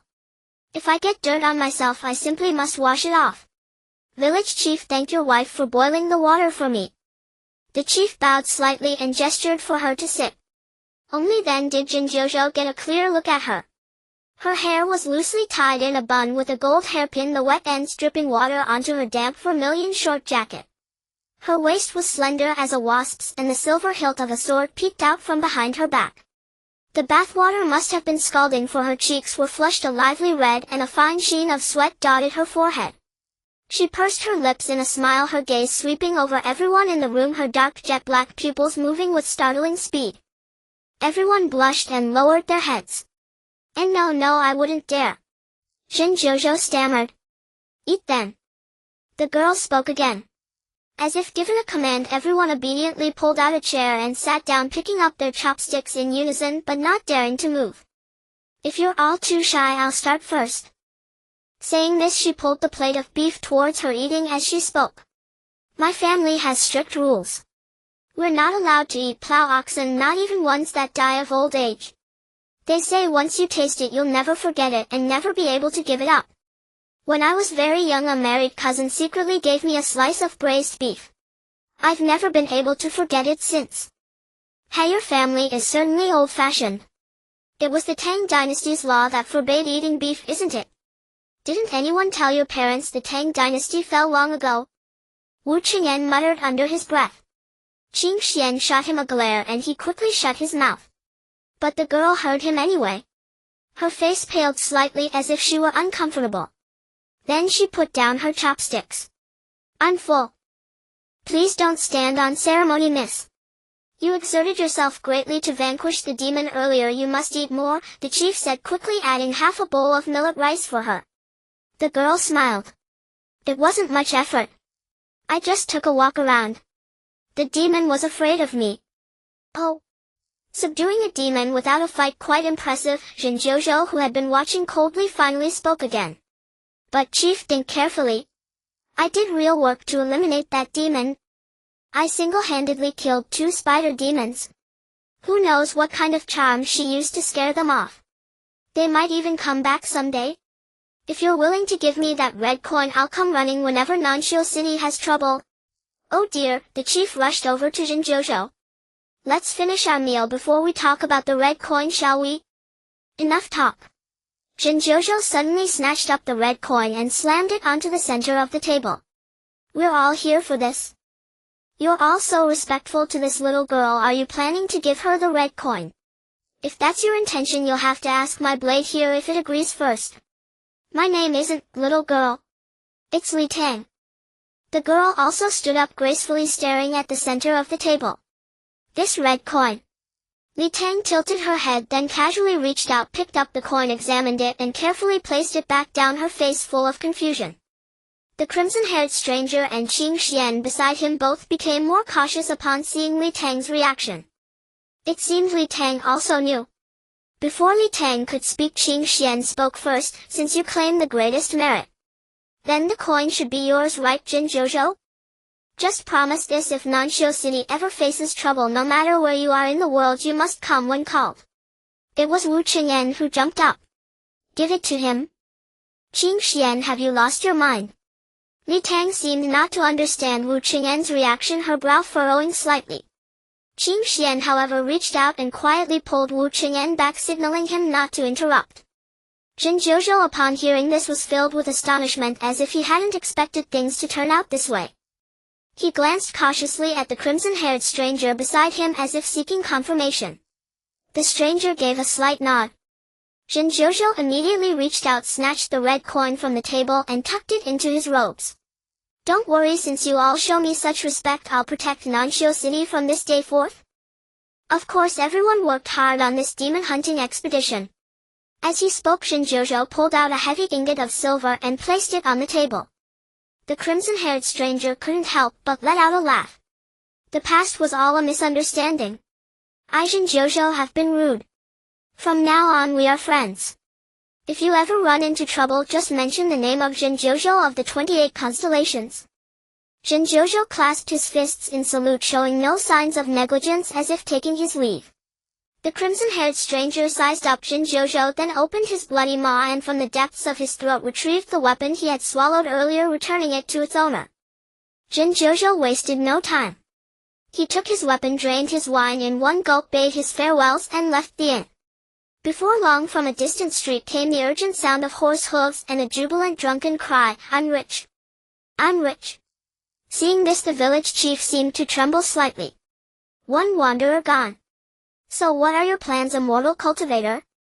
Qingxuan looked up at the crimson-haired stranger beside him. The stranger waved his hand and muttered a few words. Since you came only for the inner core, not the red coin, that's easy to handle. Qingxuan let out a long sigh of relief, visibly lighter. He picked up the silver ingot from the table and handed it to the crimson-haired stranger. After all, you have done a service to Nanxiu City. The demon's inner core isn't fully formed yet, so this should be about right. If you don't mind. The crimson-haired stranger wasn't one for ceremony. He pocketed the silver and rose to leave. But before leaving, he stole a glance at Li Tang and threw a meaningful look at Qingxuan. Qingxuan nodded gratefully, understanding the warning to be careful. There were indeed many unsolved mysteries surrounding this sudden woman. The crimson-haired stranger chose to leave, adopting the mindset of, the less trouble the better. However, Qingxuan and Wu Cheng'en could not leave yet. Wu Cheng'en pulled out a chair for Li Tang. Miss Li Tang. Qingxuan carefully considered his tone before finally speaking. How did you know that red coin was fake? Li Tang was taken aback for a moment, then blinked. Wu Cheng'en was also stunned, blinking as well. But the village chief who had been drinking with them all along collapsed limply to the floor. Fake. The one Zhen Jiuzhou took. After a long pause, Wu Cheng'en couldn't help blurting out.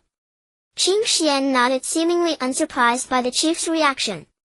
In fact, when the chief placed the red coin on the table, both Qingxuan and the crimson-haired stranger had sensed it was a crude forgery, likely a random coin hastily stained with pig's blood by the villagers. The reason they didn't expose it was simple.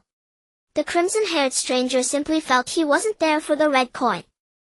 And Qingxuan understood that the villagers, in their desperation, knowing their silver wasn't enough to attract powerful help, had used the red coin trick to lure capable individuals here. However, once a red coin had been offered in Nanxiu City, it was supposed to be passed on to other villages. So Qingxuan knew before he set out that the chances of finding a real red coin in Nanxiu City were slim. Zhen Jiuzhou, on the other hand, would probably be cursing his mother all the way to the capital before he realized he'd been duped. But for now, how Li Tang knew the coin was fake was truly puzzling. After all, a red coin was no ordinary rarity. Even Zhen Jiuzhou was easily fooled, yet Li Tang seemed to know it all, making her seem all the more extraordinary. Li Tang showed no signs of panic, only looked a bit bewildered. The red coin? Of course it's fake. The color is all wrong. A real red coin is beautiful, the color is like. As she spoke, Li Tang rummaged in her sleeve and placed a coin on the table. Instantly, the entire inn was bathed in a rosy glow. A soft crimson light drowned out the candle flames spreading and dancing through the night. Clearly, Li Tang's action far exceeded Qingxuan's expectations, and he was momentarily stunned. Wu Cheng'en, after a moment of shock, knocked over his chair and stumbled back a few steps, positioning himself in front of the village chief. What's wrong? Li Tang was startled but showed no malice. She simply put the red coin away, puzzled as to why the two men were reacting this way. Wu Cheng'en swallowed hard and looked up at Qingxuan. Qingxuan also seemed at a loss. What in the world is going on? What in the world is going on? On a mountain road less than 50 li from Nanxiu City, Zhen Jiuzhou, who had been galloping here, held his weapon and muttered the same words. But it would be the last words of his life. Before Zhen Jiuzhou stood two black-clad figures wearing identical snow-white masks. They watched idly as he raised his great blade, the golden rings clinking. Strike! One of the masked figures said blandly, raising its hand. As if receiving a command, Zhen Jiuzhou brought his blade down in a vicious arc and blood sprayed everywhere. But the blade fell upon his own shoulder. The wound was so deep it severed tendons and bone. This was only the beginning. The figure raised its hand again, and Zhen Jiuzhou, as if compelled, struck himself once more. In truth, Zhen Jiuzhou was already dead after the third strike, but his stiff corpse continued to hack at itself 7 or 8 more times before collapsing to the ground. Only then did the two masked figures casually walk over to Zhen Jiuzhou's body, leaning down to rummage through his belongings. After a quick search, they soon found the red coin hidden on his person. One of them quickly brought it to his nose, sniffing it carefully. That's it. As he spoke, the figure flicked his wrist and tossed the coin off the cliff as if it were utterly worthless. It carries the young master's scent.